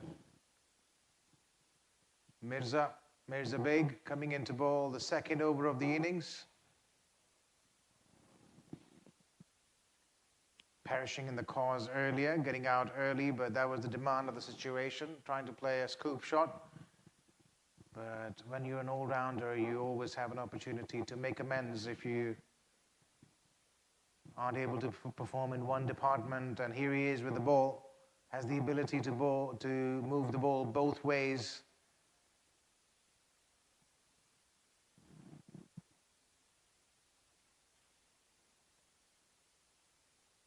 He's patrolled his troops well so far in this series.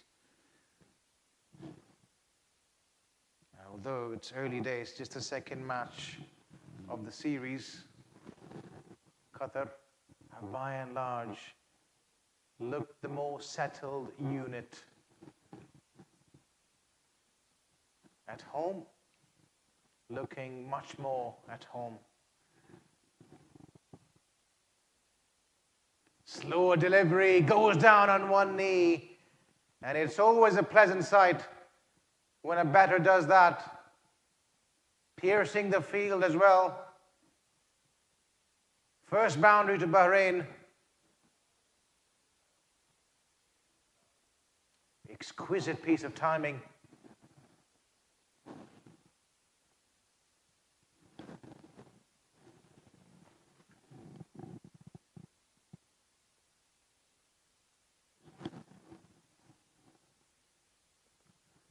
Using his feet, a leading edge, is there an opportunity? Just managing to evade the fielder, Najib. Mirza doesn't look so amused. He was probably expecting a better effort from the fielder. But a lucky break for Nazir nonetheless. Trying to force the issue. Misreading the swing. Was trying to go onside.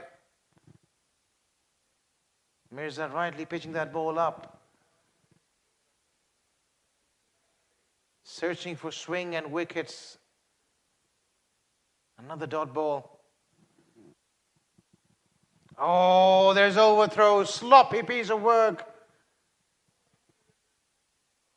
And it's gone down to the boundary as well. They're losing their focus in the last two deliveries.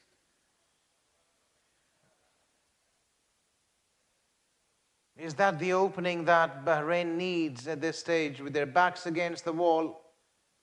They need something to go their way. Something out of nothing.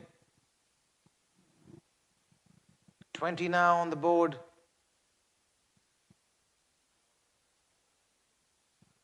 But in fact, that score's been corrected now. It's 16. Oh, look at that late movement from Mirza. Pitching it up. Ball coming in slightly with the angle and then leaving the batter last second.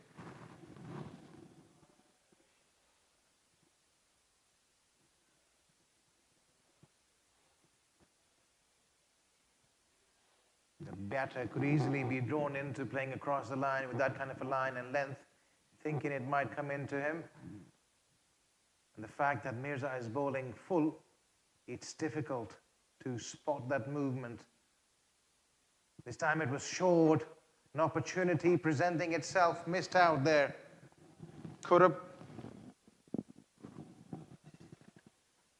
It was there to be hit.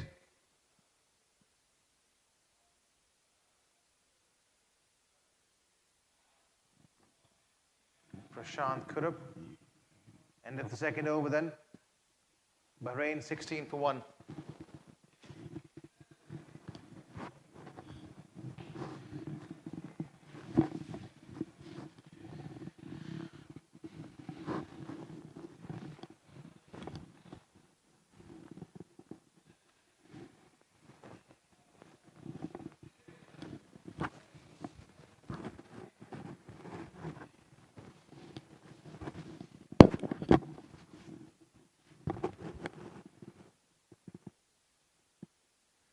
Sharik then, a wicket in his first over.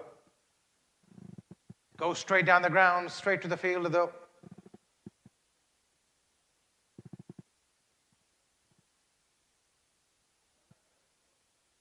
And it does look like technically the Qatari batters have looked more at home and more superior in terms of balance, footwork, intensity, and even strategy. Bahrain yet to express themselves, put under some tremendous pressure. Starting yesterday with this man, Sharik Munir, picking up 3 wickets in the first over and setting the tone. Bahrain were jolted badly, and they haven't been able to recover ever since. That's what one good spell can do. That's the value of how effective one good spell can be.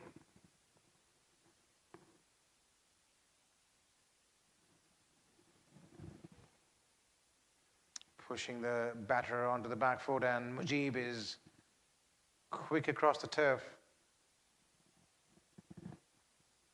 He's an absolute live wire in the field, Mujib.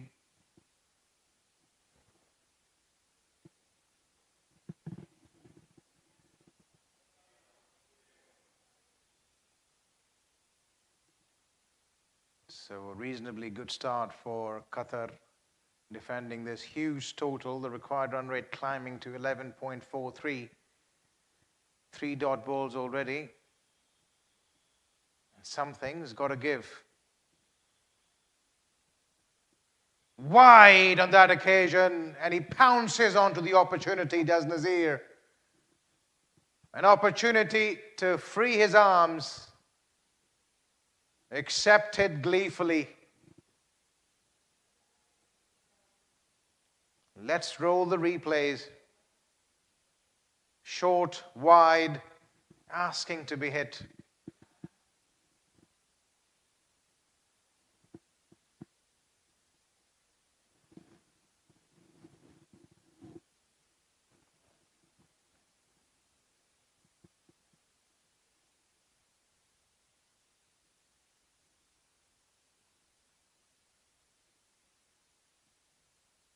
This time he goes onside, one through the offside, the other one through the on, consecutive boundaries. Some much needed momentum then for Bahrain. They needed this so badly. And just to break free from that psychological barrier as well, created by this man, Shariq Munir, a couple of short deliveries. And is this the breakthrough that Bahraini batters needed? Last ball of the over coming up. And this time Fuller, that's where he needs to be. And an opportunity there. It was a tough chance. Wasn't a bad ball. Nazir would have had his heart in his mouth for a second. As it turns out, another boundary to end over number 3. Bahrain off to a blazing start, 28 for 1.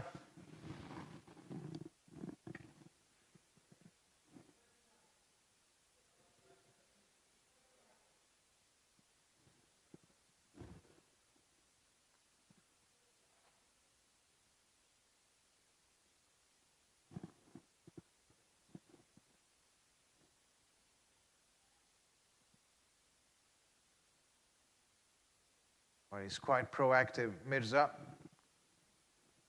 realizing there isn't much seam or swing on offer, and hence going with this trump guard, Mujib, left arm orthodox.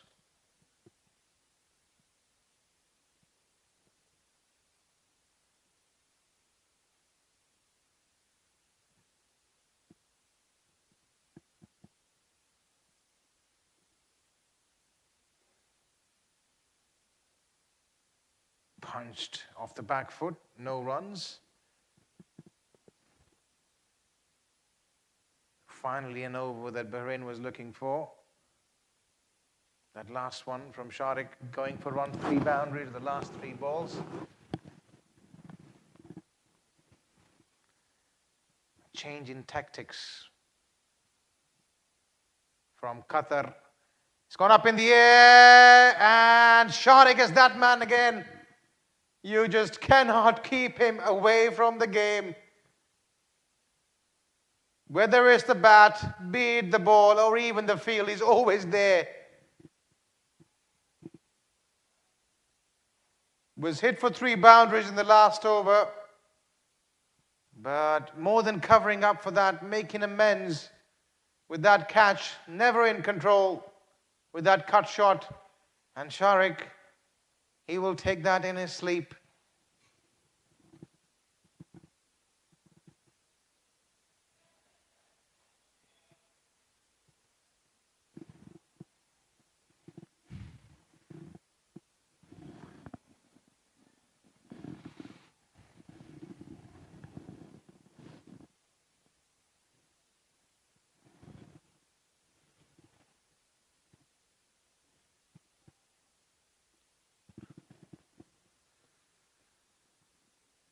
Right, what a change in bowling this. An inspirational change by the skipper, bringing about the breakthrough. And what I like about it is he's thinking ahead. Being proactive. Not just going with a set plan, switching to plan B immediately.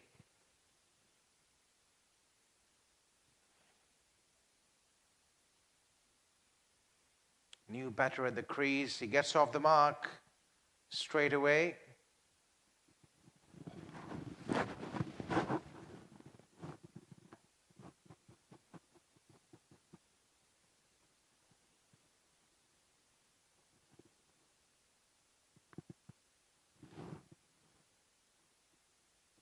Nazir goes leg side, pulling it away, but no real power behind it, neither the placement. Just the 1 run.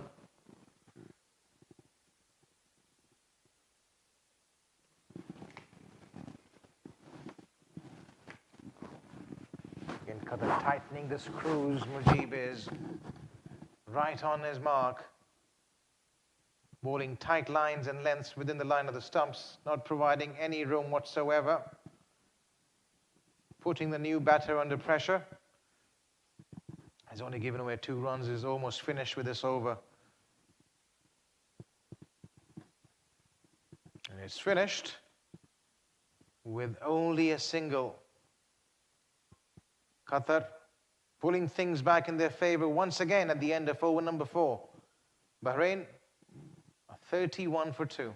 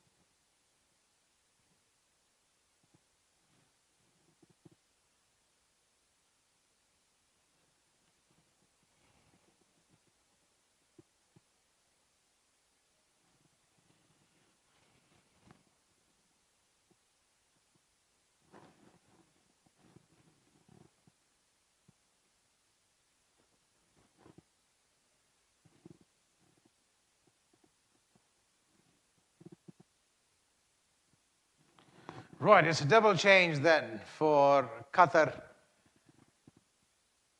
The man who scored a blistering half-century earlier has been brought to the crease, and what a welcome he's got to the crease. Maximum.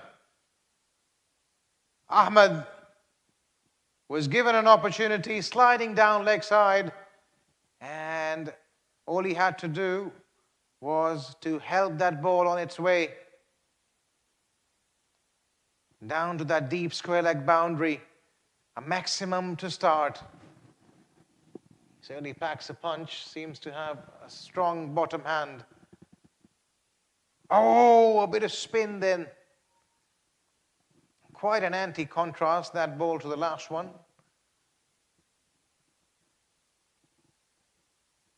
Considerable turn.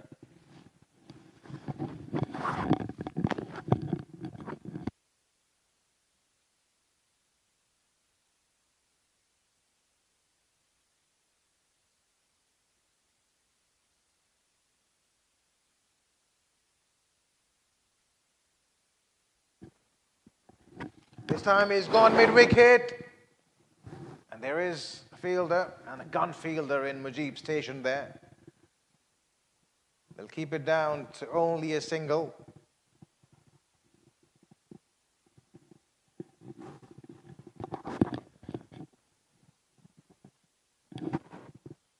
It is Fayaz Ahmed on strike.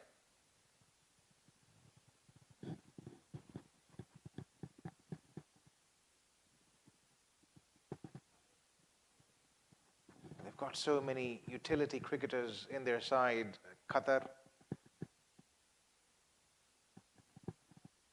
We've seen 4 bowlers in operation so far in this innings, and all 4 of them are established all-rounders. Asim pretty much a batting all-rounder.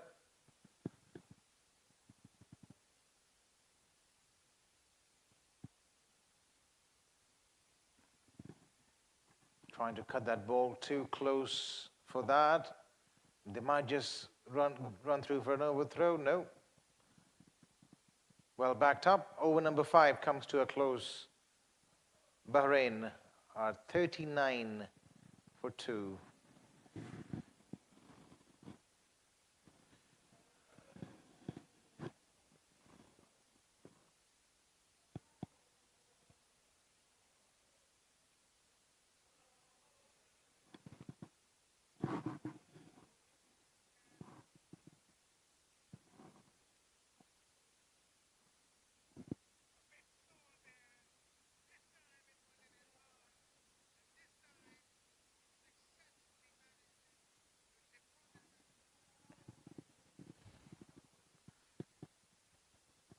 Through the onside goes the batter, and he was able to find the gap he was after.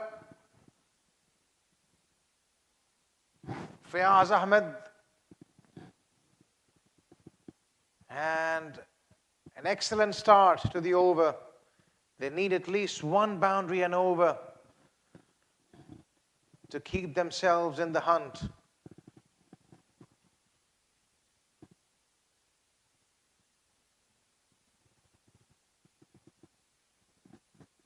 Not much time to settle in.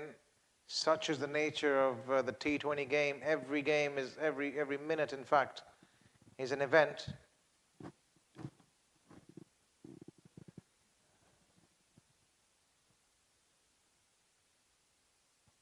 Wide of the crease he goes, and he's used that angle.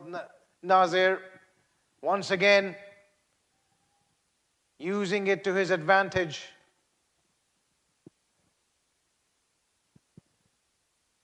Picking up a boundary. This is the last over of the power play, remember? He wants to take full toll of it. There's a fielder positioned at deep mid-wicket. That's why he's looking to hit that ball squarer on the onside.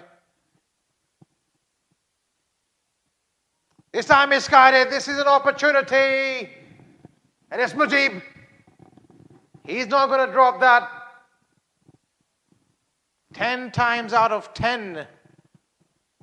In fact, he would take that. Against the run of play, Bahrain losing another wicket. He was eyeing that onside. The length wasn't quite there, a bit full. And a signature celebration from Munib. Let's watch that one more time. Straightforward opportunity. Bahrain in deep trouble. 47 for 3.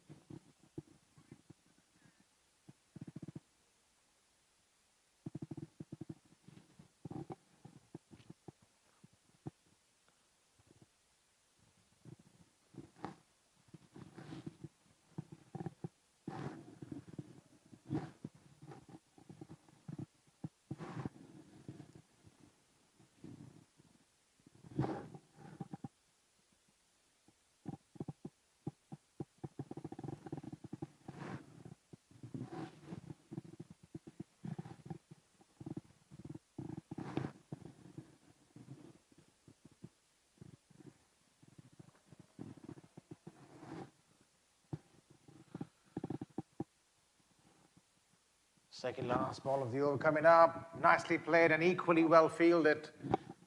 Getting a hand to that ball. Just a single as a result. It was hit crisply. Final ball of the power play coming up. Goes straight down the ground. Played it with authority, played it with power and muscle. A boundary to end the power play. But it has well and truly belonged to Qatar as Bahrain end over number 6 on 52 for 3.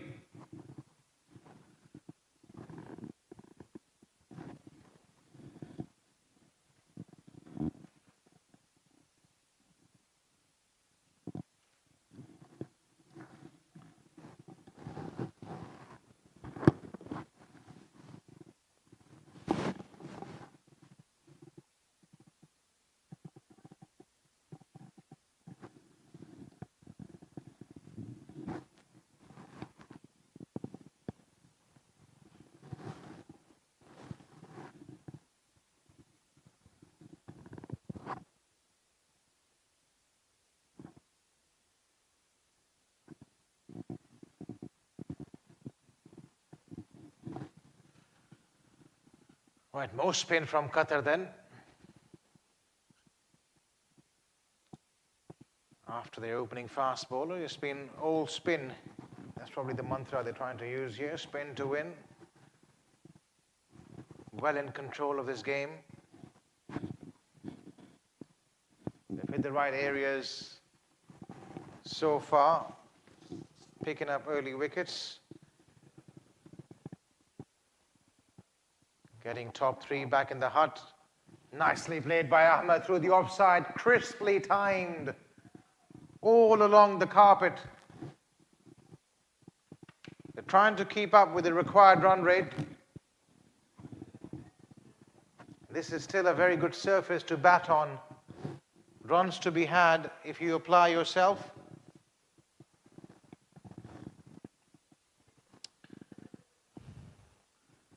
Sohail Ahmed and Fayaz Ahmed, the two batters out there for Bahrain.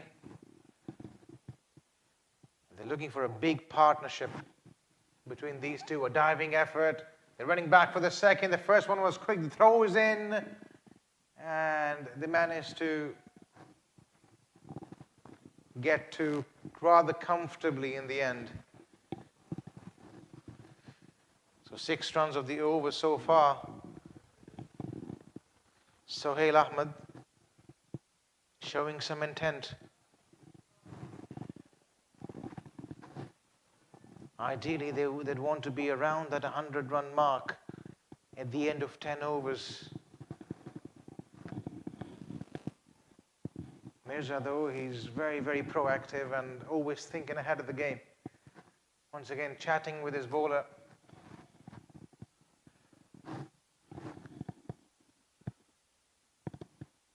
Straight to that fielder at short mid-wicket. No runs. He's operating with a standard field at the minute is Wace.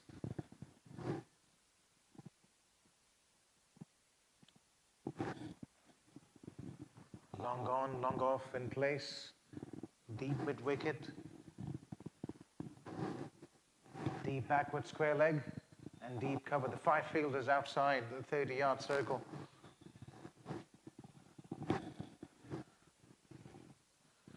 Trying to cut that ball once again too close to the body and not bouncing enough as over number 7 comes to a close. Bahrain now 58 for 3.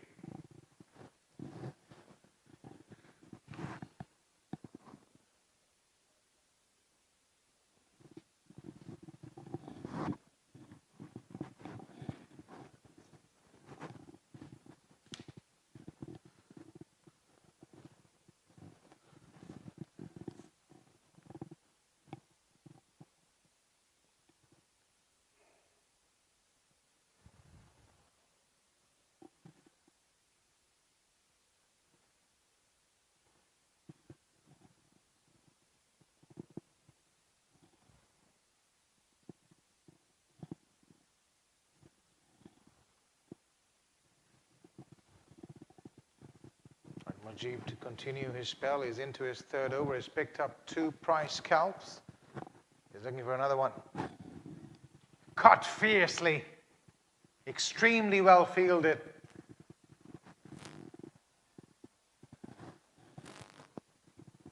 That ball was traveling.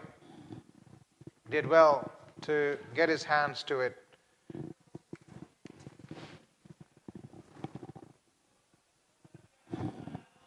Something distracting him, aborting his run-up.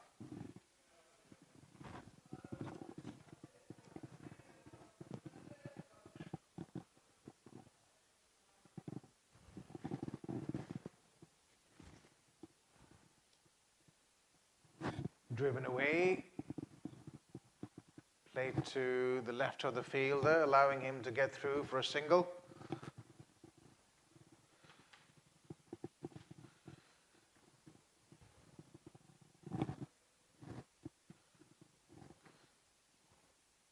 Slightly wide of the crease and another dot ball. So just the 2 runs of the over so far.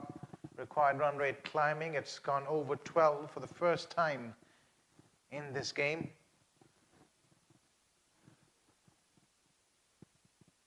He's gone up. He hasn't quite timed it. There's a fielder coming underneath. And it's been held. Sakleen. No problems. Right into the bucket. And Mujib He has the opportunity to bring out that signature celebration. Once again, yet again, the ball turning away at the last second, taking the outside half of the bat. And they don't come any easier than that. Picking up his third wicket then. And Bahrain are in all sorts of trouble.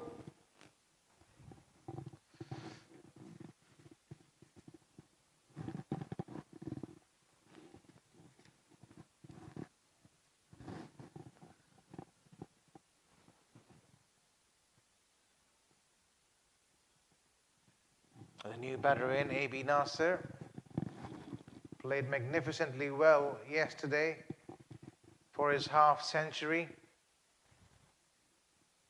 Helped Bahrain get to that score of 114 eventually after they were in deep, deep trouble in the early overs. Is here again and they need him so badly. Won't be easy though with the way Mujib is bowling. Picked up 3 wickets. He's been miserly with his economy, putting the brakes on the scoring, and they're picking up regular wickets. Nicely driven, but straight to the fielder yet again. End of an excellent over by Mujib. His third, and Bahrain are 60 for 4 after 8.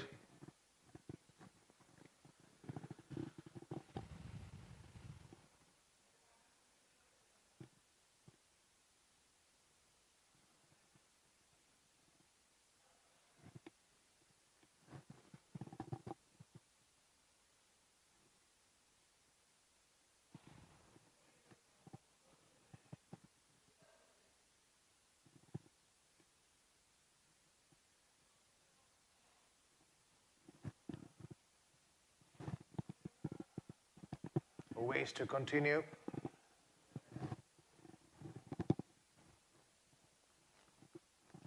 Just speaking about the versatility of this Qatar cricket side, they've got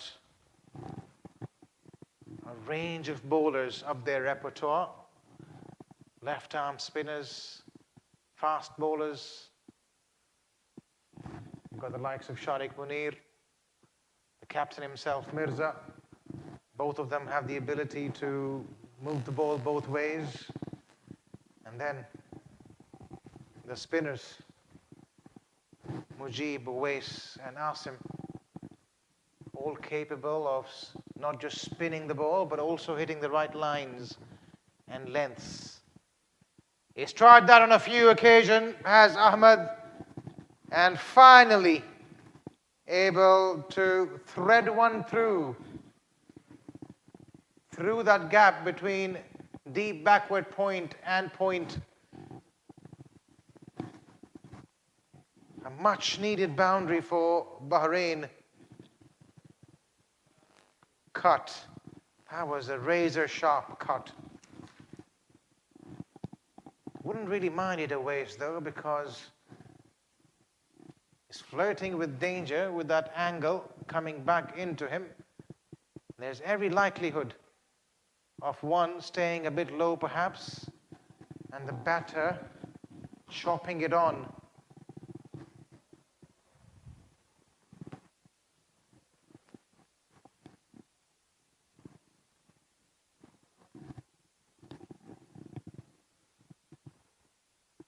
And there you go. How close.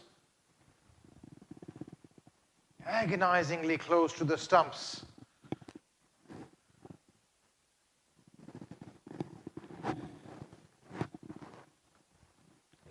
He survives to live another day though, does A.B. Nasser. Is a key wicket for Qatar. The way he played yesterday, they would be a bit wary of what he's capable of doing. Goes over the top, hasn't quite timed it. There's a fielder coming underneath it. Just falls short. Go through for a single. Single to finish over number 9. Bahrain are 68 for 4.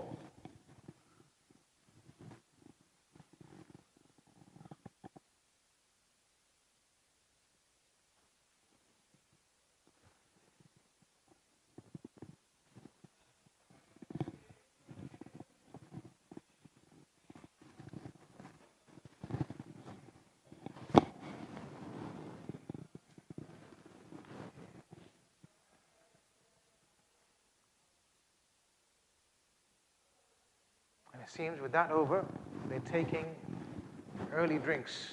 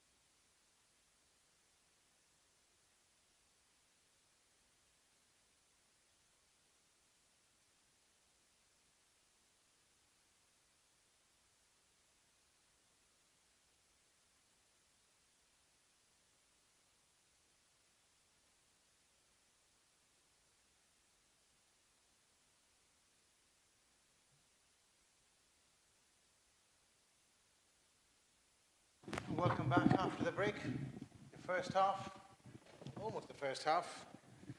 9 overs, that's the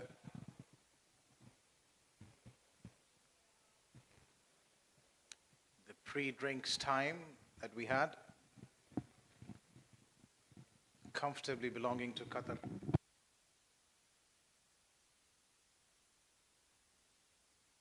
Bowling Ikramullah has come on to bowl his first over.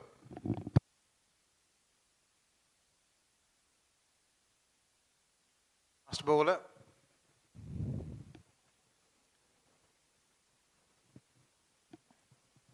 And in the span of the first 10 overs, Mirza has already used 5 bowlers, with Ikram being the 5th option.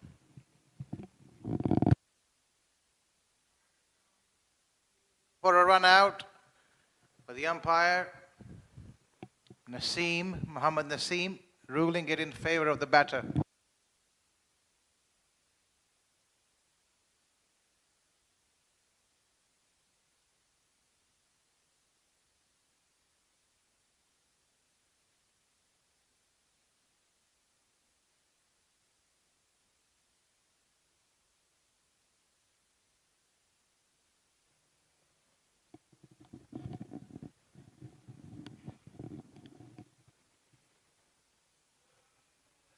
Comes again, and he's very good with that line and length. Ikramullah tucking the batter for room.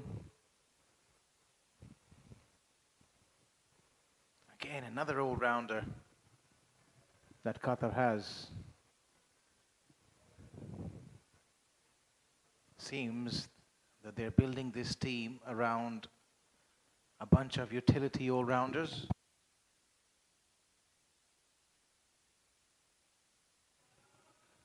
A mixed bag of right and left-handed cricketers, providing variety to their team. And it's a young team as well, led by a young leader.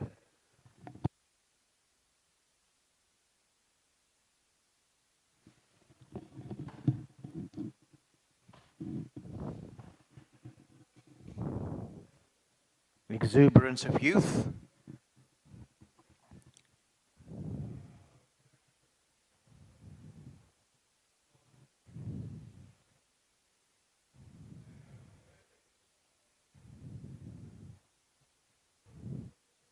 That ball just held on the surface a little bit, surprising the batter. Sohail Ahmed has been there for a while.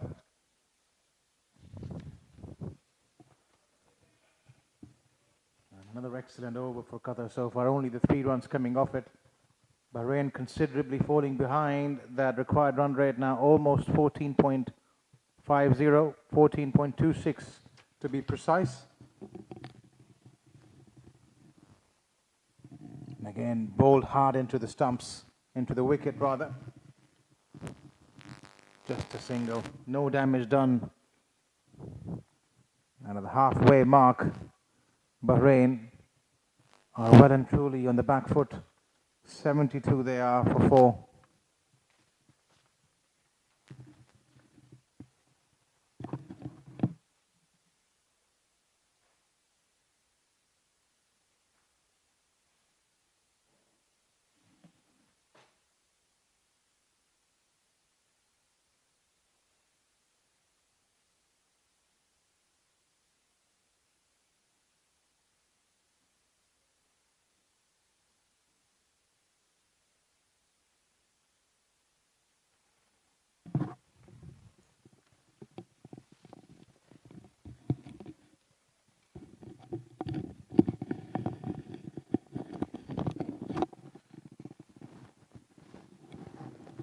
Been going through motions, the Bahraini side, losing wickets at regular intervals. There's another appeal, probably pitching down leg side.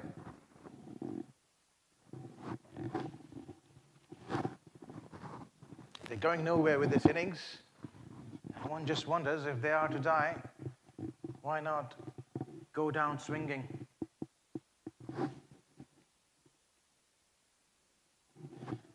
No real timing onto that one. Another dot ball. Dot balls are plenty.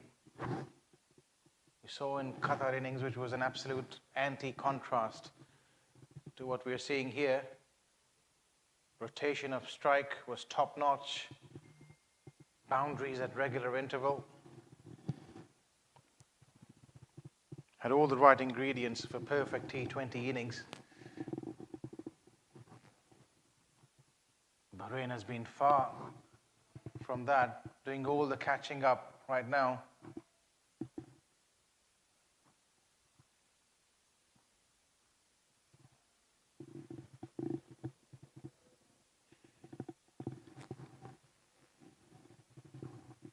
Another impressive aspect of this Qatar's performance has been their ability to get through the overs quickly. This is the 11th over already.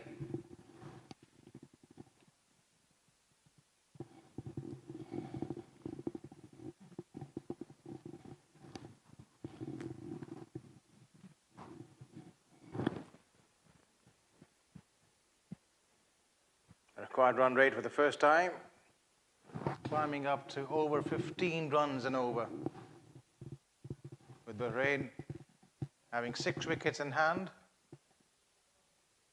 And 55 balls more remaining in this innings. Valiant effort in the field, but they still get through for a single. One to finish over number 11. Bahrain 76 for 4.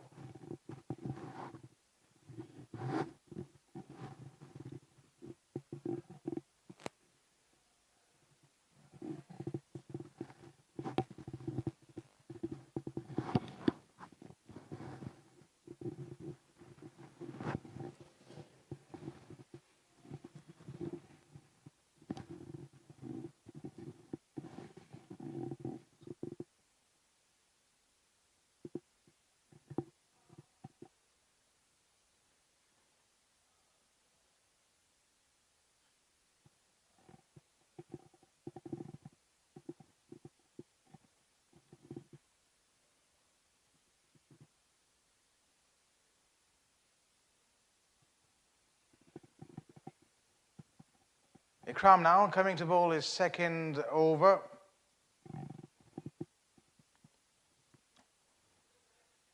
Nothing much left in this game unless Bahrain really bat out of their skins and do something quite extraordinary. There's over 15 runs per over required now. AB Nasser is out there. He was the one who steadied the ship for them yesterday, got them out of a bit of a hole.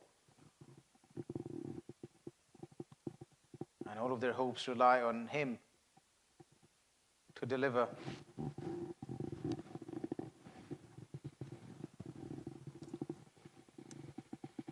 Well, you're watching the second game of a 5-match bilateral series between Qatar and Bahrain. Qatar going one up in the series by winning that first match yesterday, and right on course to make it 2 in a row. Bahrain winning the toss earlier, deciding to bowl first. That decision clearly got back to haunt them severely. Qatar amassing a huge total of over 210 runs.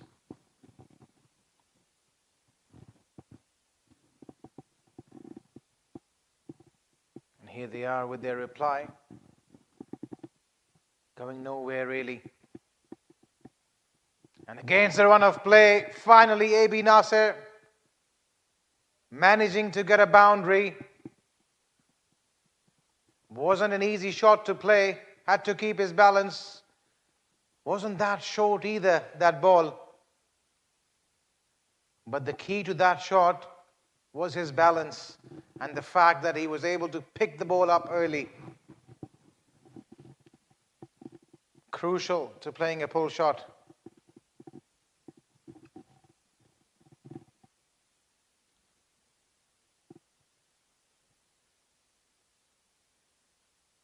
This time he goes fuller with the angle, driven for just a single. He's been a bright spot for Bahrain so far in the series. Among all the doom and gloom, he's delivered. Scoring a 50 for them in the first innings. Somebody they can look up to for the future.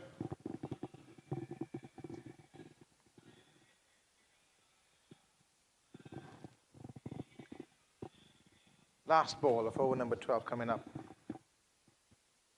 And he goes for that wild slog through the offside. Will just be a single. Over number 12 now comes to a close. Bahrain 84 for 4.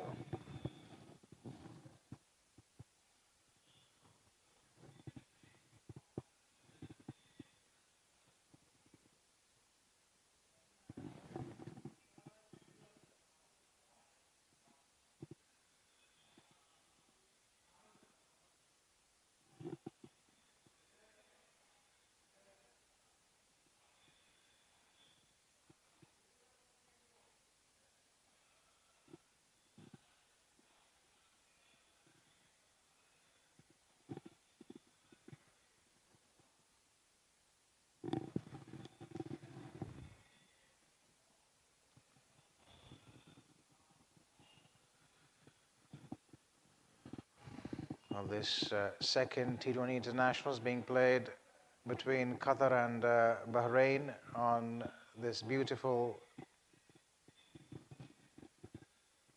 stadium, West End International. The outfield is lush and lightning quick, which is a bit of a contrast to the golden tones of the surrounding landscape. A huge appeal. Yeah, the square sits firm and even in the middle, offering true bounce. And quite often the pitch carries just enough life to keep both the batters and the bowlers interested. Moreover, we'll just get back to it after this ball, as the batter paddles it for at least a couple of runs. The stands at the Western International Stadium rise neatly around the ground, intimate yet vibrant, allowing the crowd to feel close to the action. And as the sun begins to dip over the Doha skyline, the floodlights take over, as they are on right now, bright, sharp and dramatic, giving the venue a real prime time feel. Oh, almost another wicket from Mujib. You're talking about cricket at night. There's something about cricket under lights in Doha. The air slightly heavier, the ball skidding on, the atmosphere tightening every over.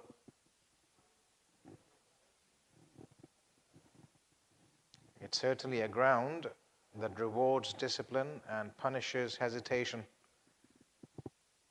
But most importantly, it always promises a contest.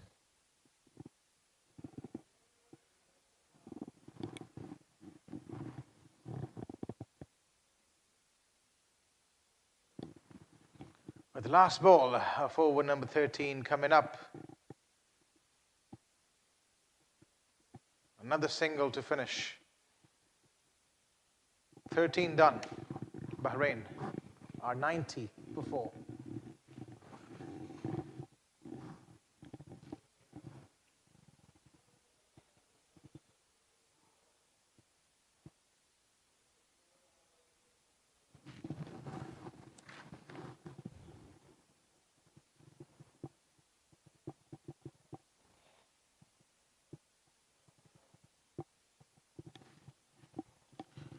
As we look at the match summary for you so far, Qatar losing the toss, being asked to bat first, amassing a huge total of 215 runs.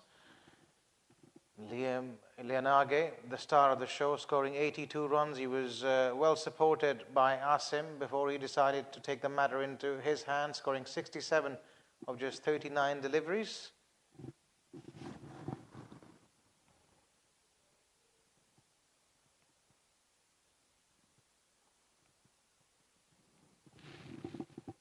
As we speak, the captain, Mirza, comes back into the attack.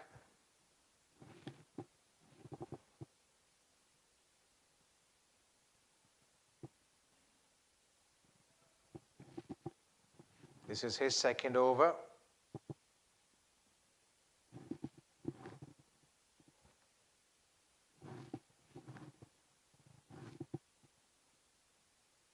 A bit slower that time, and a catching opportunity, applauded by the skipper himself. Diving away, couldn't quite grasp it, but a good effort nonetheless.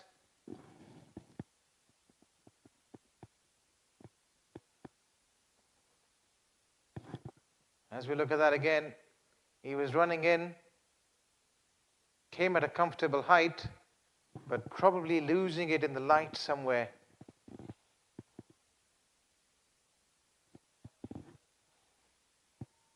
Slower bouncer, keeping it to just the one.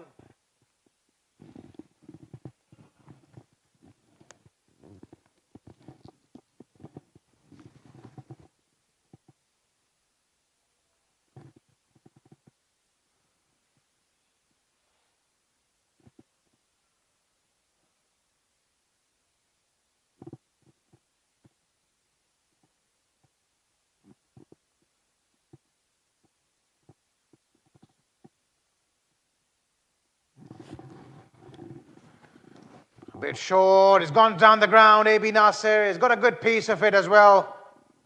In fact, more than good. Against the run of play, earning himself half a dozen.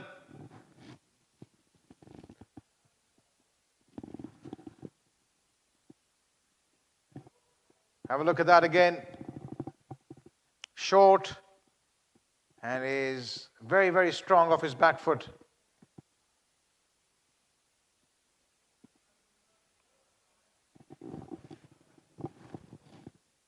Something for Bahrain to cheer about. They have their backs against the wall.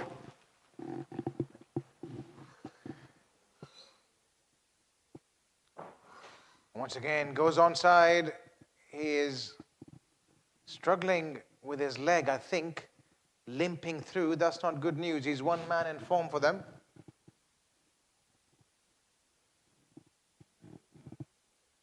Doesn't look good. Is it dehydration? Is it cramps? We'll probably wait and see. Is okay to continue for now. He's calling the physio, in fact. So they'll have a little inspection of what's going on right after this over. Slower one to finish as the 100 comes up for Bahrain. They're 100 for 4 at the end of 14.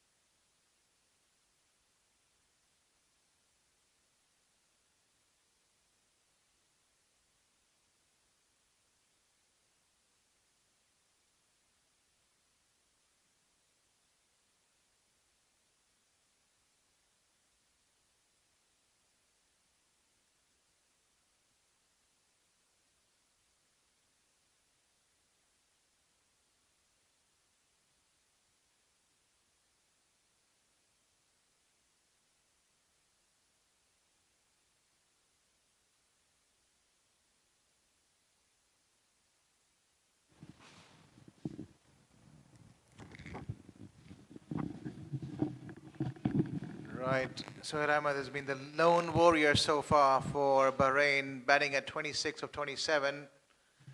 AB Nasser has joined him, but he seemed to be struggling with cramps.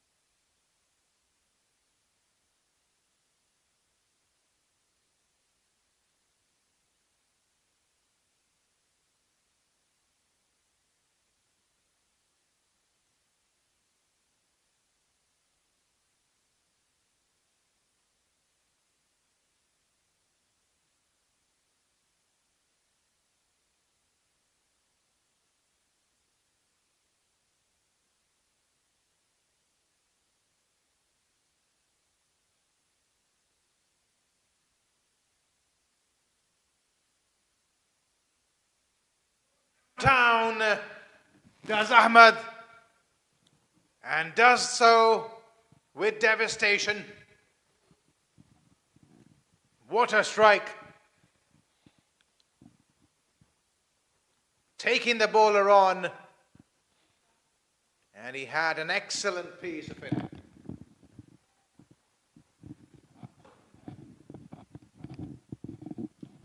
The fielder at the boundary was a mere spectator. He's finally finding his mojo now. Sohail Ahmed has been out there for a while. It's about time that he starts sending that ball to the boundary more often. Nasser is continuing, but it's not looking good for him. He's still limping on the field. Going through for a single.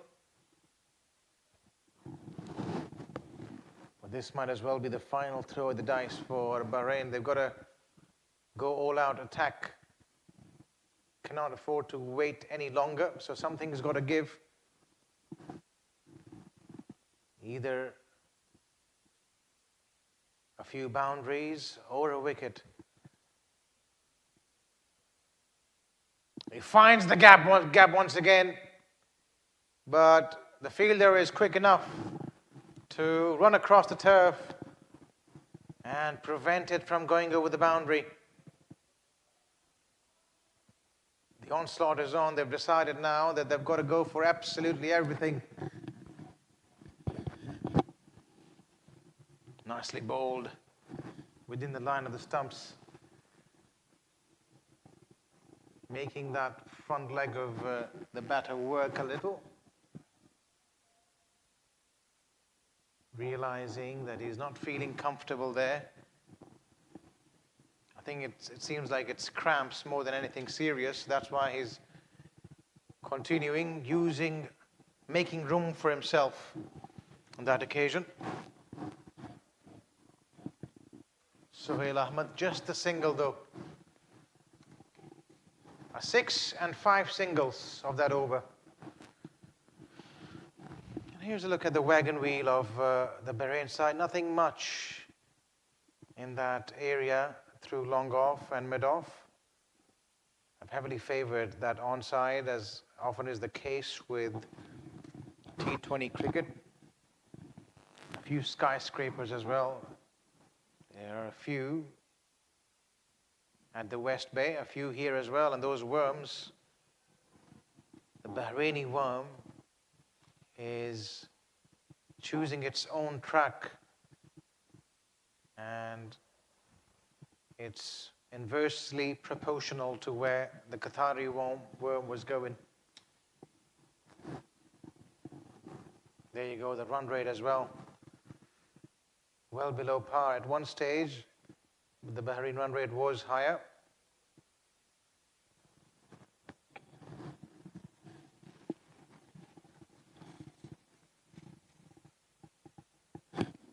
Through the offside it goes, he's drilled it.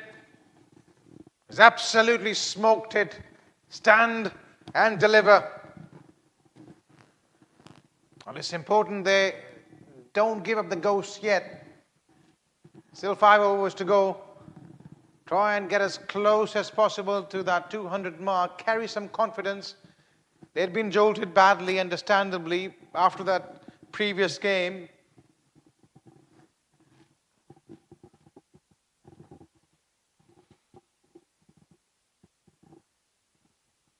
Was there to be hit. Full toss. He'd be disappointed with himself. Not getting a better result out of that one.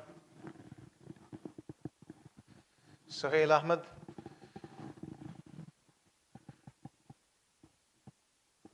They're surely in the mood to provide some entertainment to the crowd and everyone watching this game live.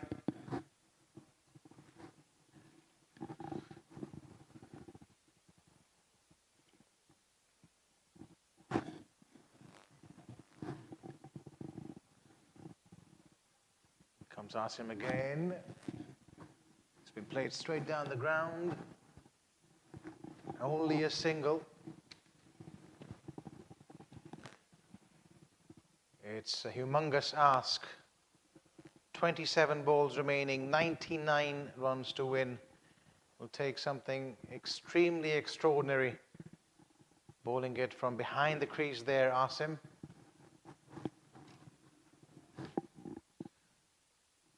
Clever piece of bowling.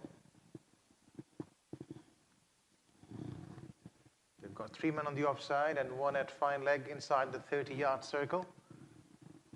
All fielders outside that circle are stationed in front of the wicket, forming a semicircle starting from square leg as that ball has gone up in the air and it's got the distance. Sohail Ahmed is playing a gem of a knock here. It shows massive on the TV screen out of the stadium, and that's exactly what it was. It was humongous.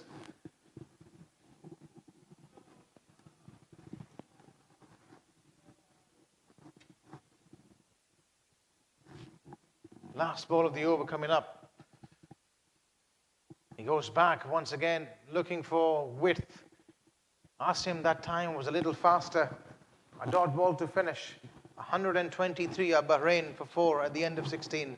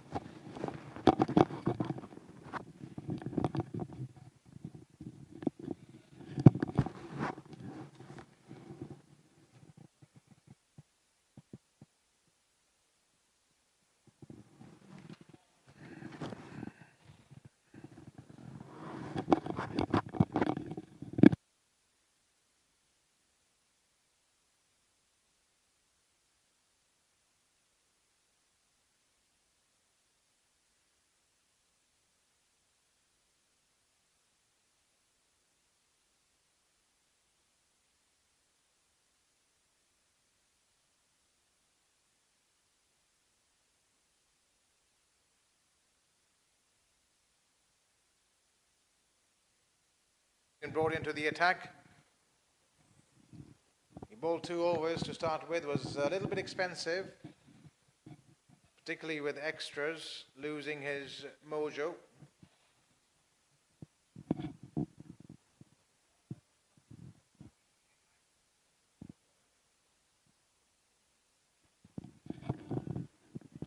With 4 overs to go, some momentum coming back for Bahrain, but it's still a huge ask for them. Right up in the block hole, another no ball. He's had problems with no balls so far in this innings. This is his 3rd.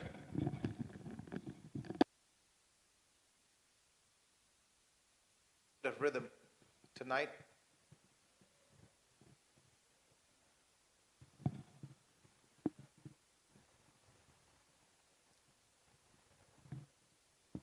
Right, just speaking about QCA, Qatar Cricket, and their effort in promoting this game, it's only right to acknowledge the incredible effort behind this tournament.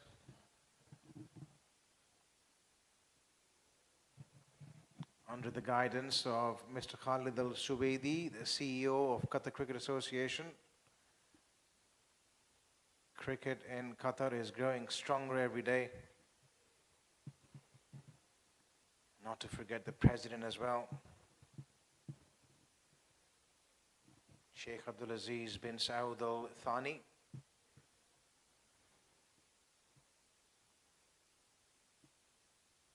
Hats off to these people for organizing cricket and managing cricket, as A.B. Nasser decides to take the aerial route and sends that one right up over the commentary box for a 6.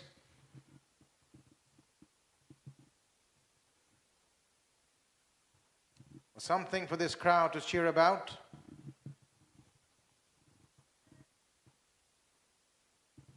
Again, this organization of this series has been nothing short of spectacular. This series between Qatar and Bahrain, and a parallel series that's going on between Qatar and Oman women. It's been nothing short of spectacular, from the pitch preparation to smooth coordination of games, logistics, match day presentations. Every detail has been meticulously planned. Surely, the tournament is a reflection of their dedication, passion, and leadership. And what about the fans and players? They've been treated to some memorable experience so far. And it's a testament to what can be achieved when leadership and teamwork come together beautifully.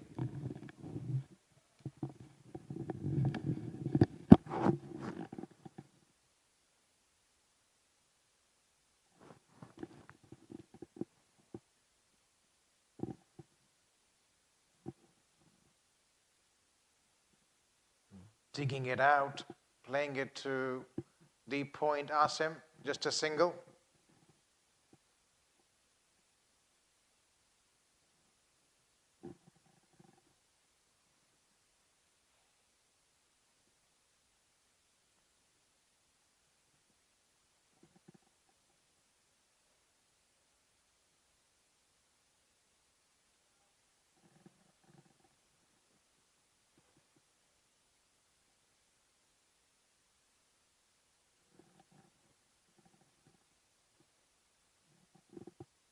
Slower delivery on that occasion. No runs.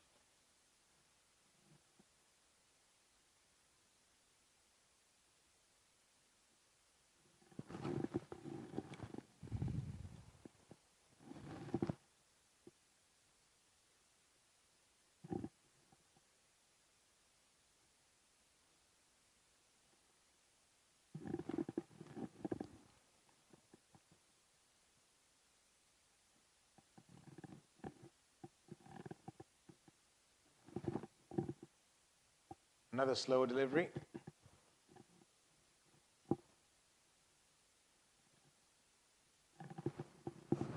And for over number 17, 3 overs to go. Bahrain are probably well and truly out of this contest. 133 for 4.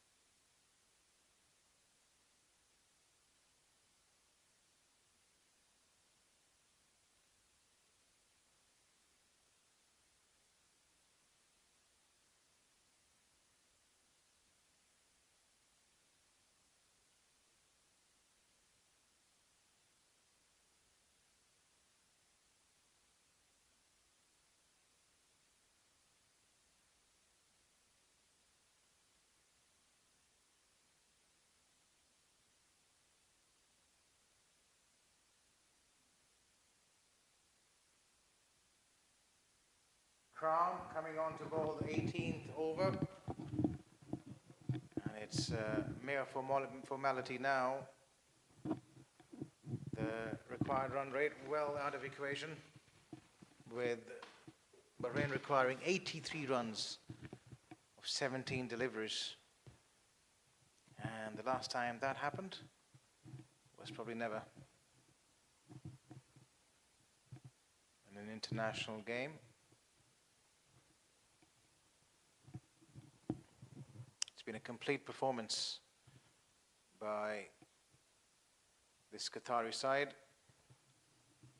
As another boundary, no, fielder coming across, keeping it to just the 2.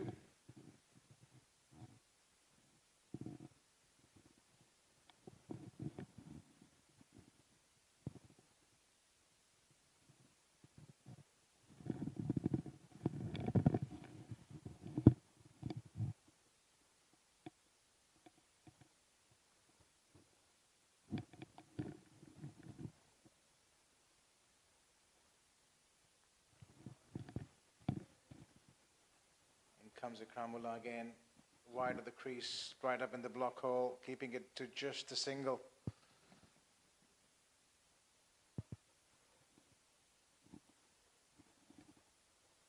Well, the intensity hasn't dropped really from this Qatar team. They know they're well and truly on top, but still doing what they know best. Important not to get complacent as Ahmed gets to his 50 outside edge. Lucky break, the ball running away to the boundary. 4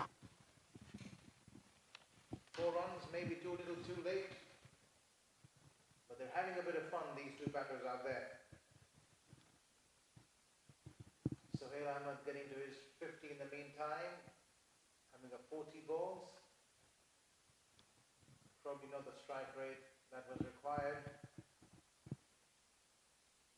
But it's been against the outstanding display of world-class bowling by Qatar.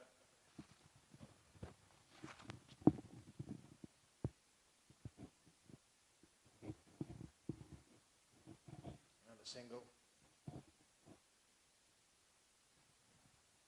Been a consistent performer for Bahrain, AB Nasir. Batting on 36, batting with cramps.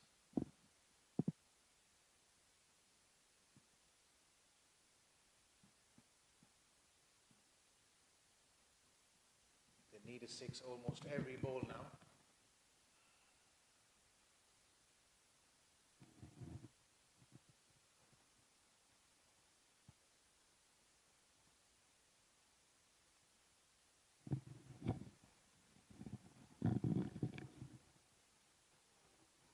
There's one of them.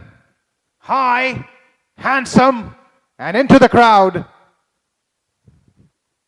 What a way to finish the over. End of over number 18, Bahrain 147 for 4.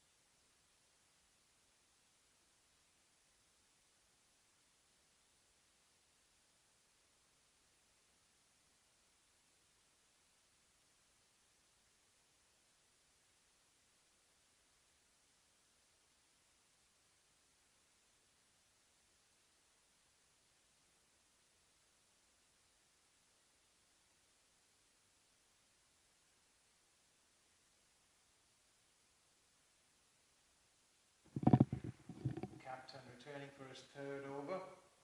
And he's cleaned him up. You miss, I hit. AB Nasir was struggling with his cramps. And Mirza made sure he was full and straight. Another wicket down for Bahrain. They are 147 for 5.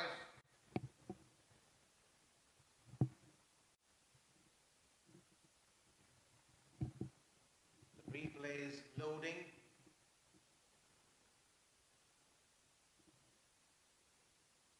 Mirza running into ball, gathers himself at the crease.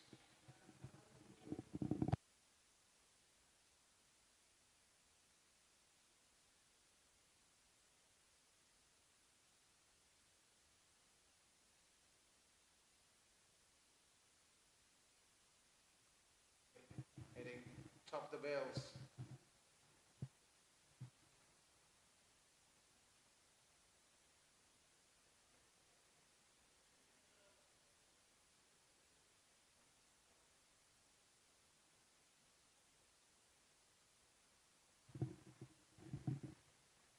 Right up in the block hole, he was looking for another one, and the ball coming off his hands and going on to hit the stumps. The batter, Anwar, he was out of his crease and he's going of the ground as well. What an unlucky way to go. He should have been backing up. For a moment, I thought it was intentional from the captain. He enjoyed it. Another one bites the dust. 147 now, Bahrain for 6.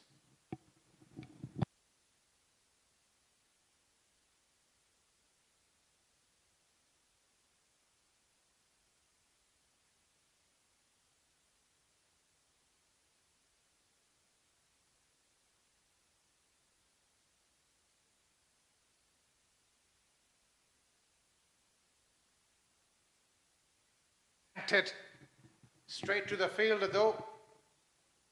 Sakleen. He was thumped hard.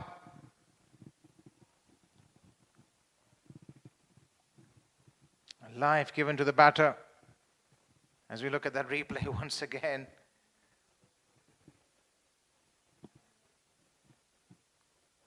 The ball ricocheting of the captain's hand. Not the usual way of dismissal, as Mirza will need to reload that one. I'll tell you what, it's a hat-trick ball as well.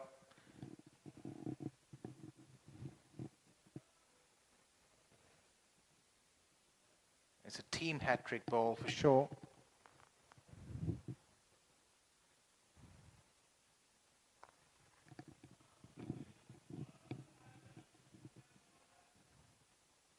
Oh, what a bouncer that was. The smell of the leather. Won't be a hat-trick. But they'll inch closer to victory with that ball. Bahrain, Qatar, I beg your pardon.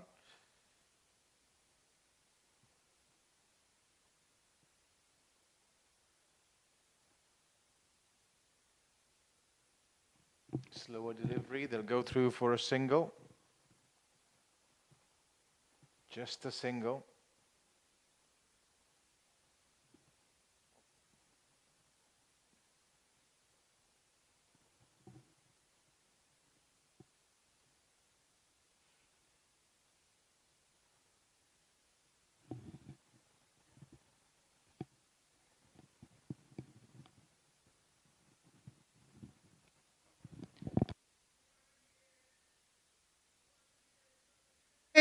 A diving effort. It was an excellent effort, but he ended up falling over the boundary rope and conceding a 6 in the end.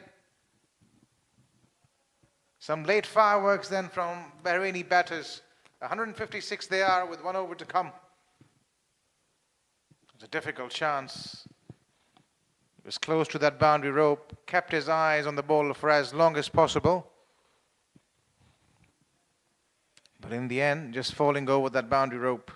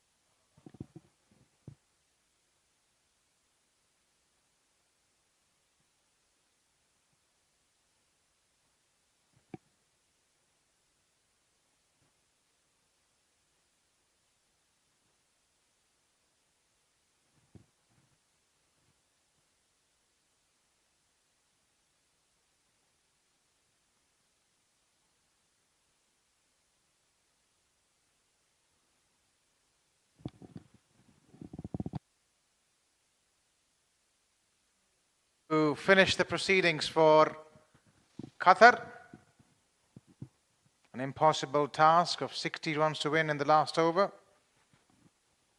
And Qatar would feel they've got this game well and truly in the bag now.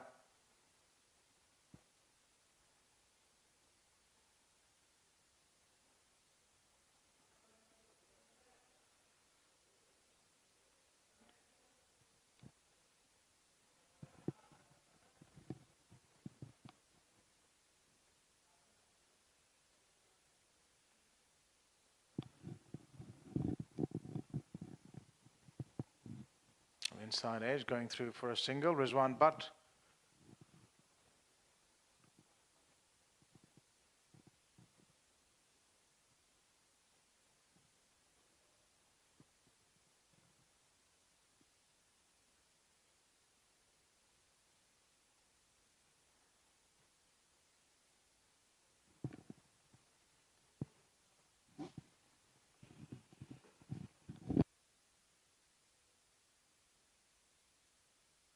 Pardon? Slower delivery. Hits him on the abdomen. And a bit of a chatter as well. Probably asking him how he liked it. It's been played in great spirit, this series so far. There's been a bit of a friendly banter every now and then, but nothing too major and serious. That's the way it should be, played in the right spirit. It's gone over the top, and he's packing a punch, is Anwar. Tremendous hand speed and bat speed.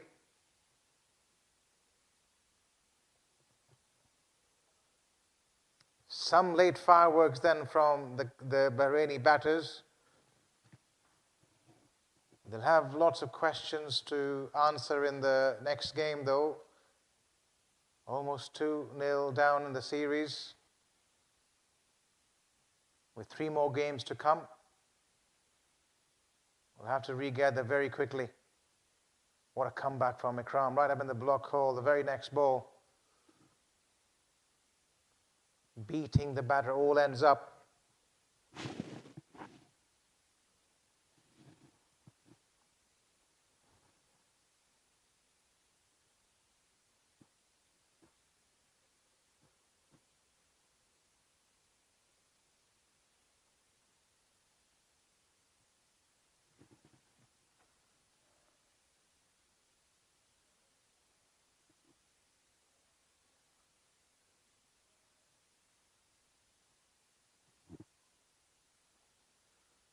Wide of the crease.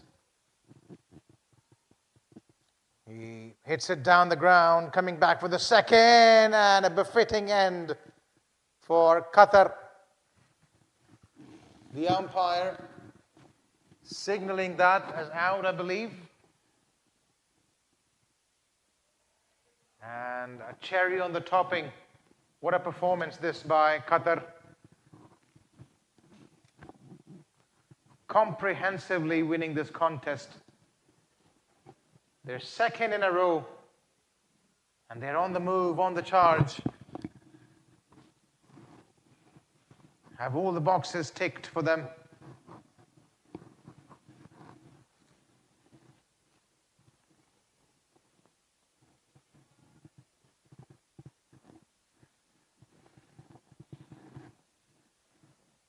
All right, that's all we have from the ground. We'll take a short break. When we are back, we'll show you the post-match presentation.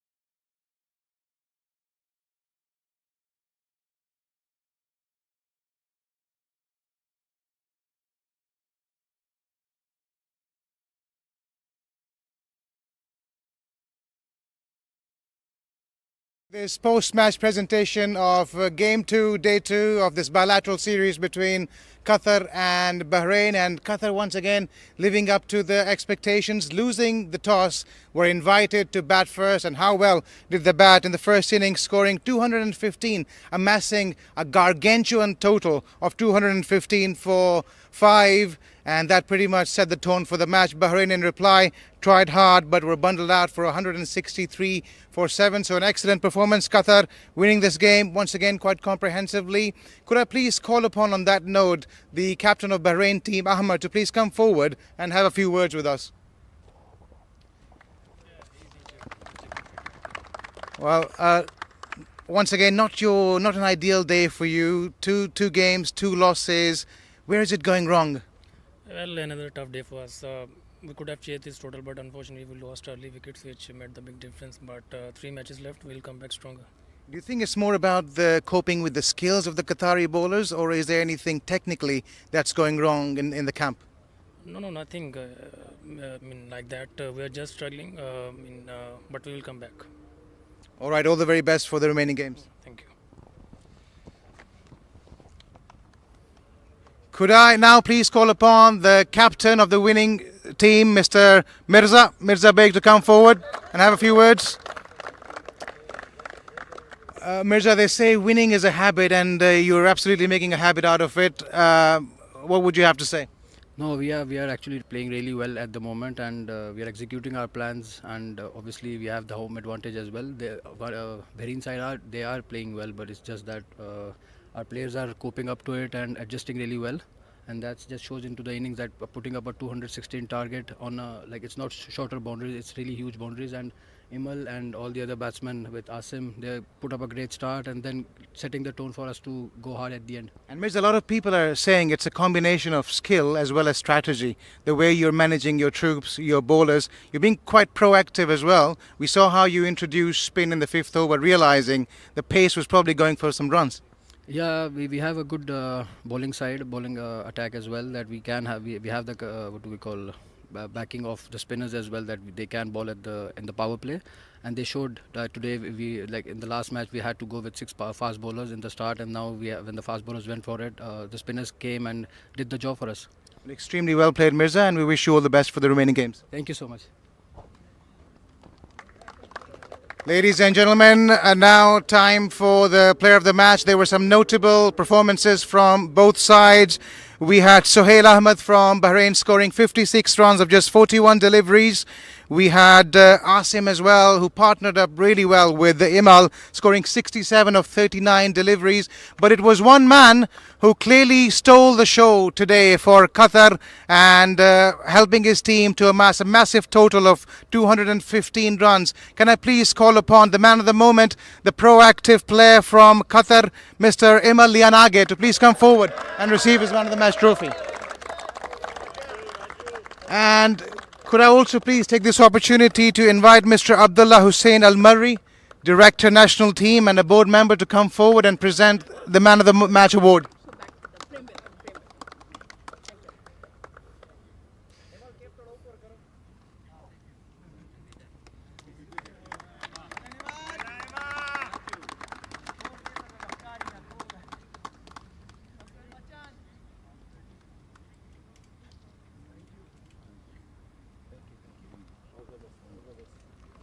Imal, don't go too far. We'd like to have a few words with you. Imal, I was talking to Mirza, your captain, and I was referring to how he was a couple of steps ahead of the opposition team. You were miles ahead, it seems.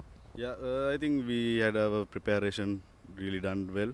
So I think the plan was clear. So we capitalized, and boys are doing well.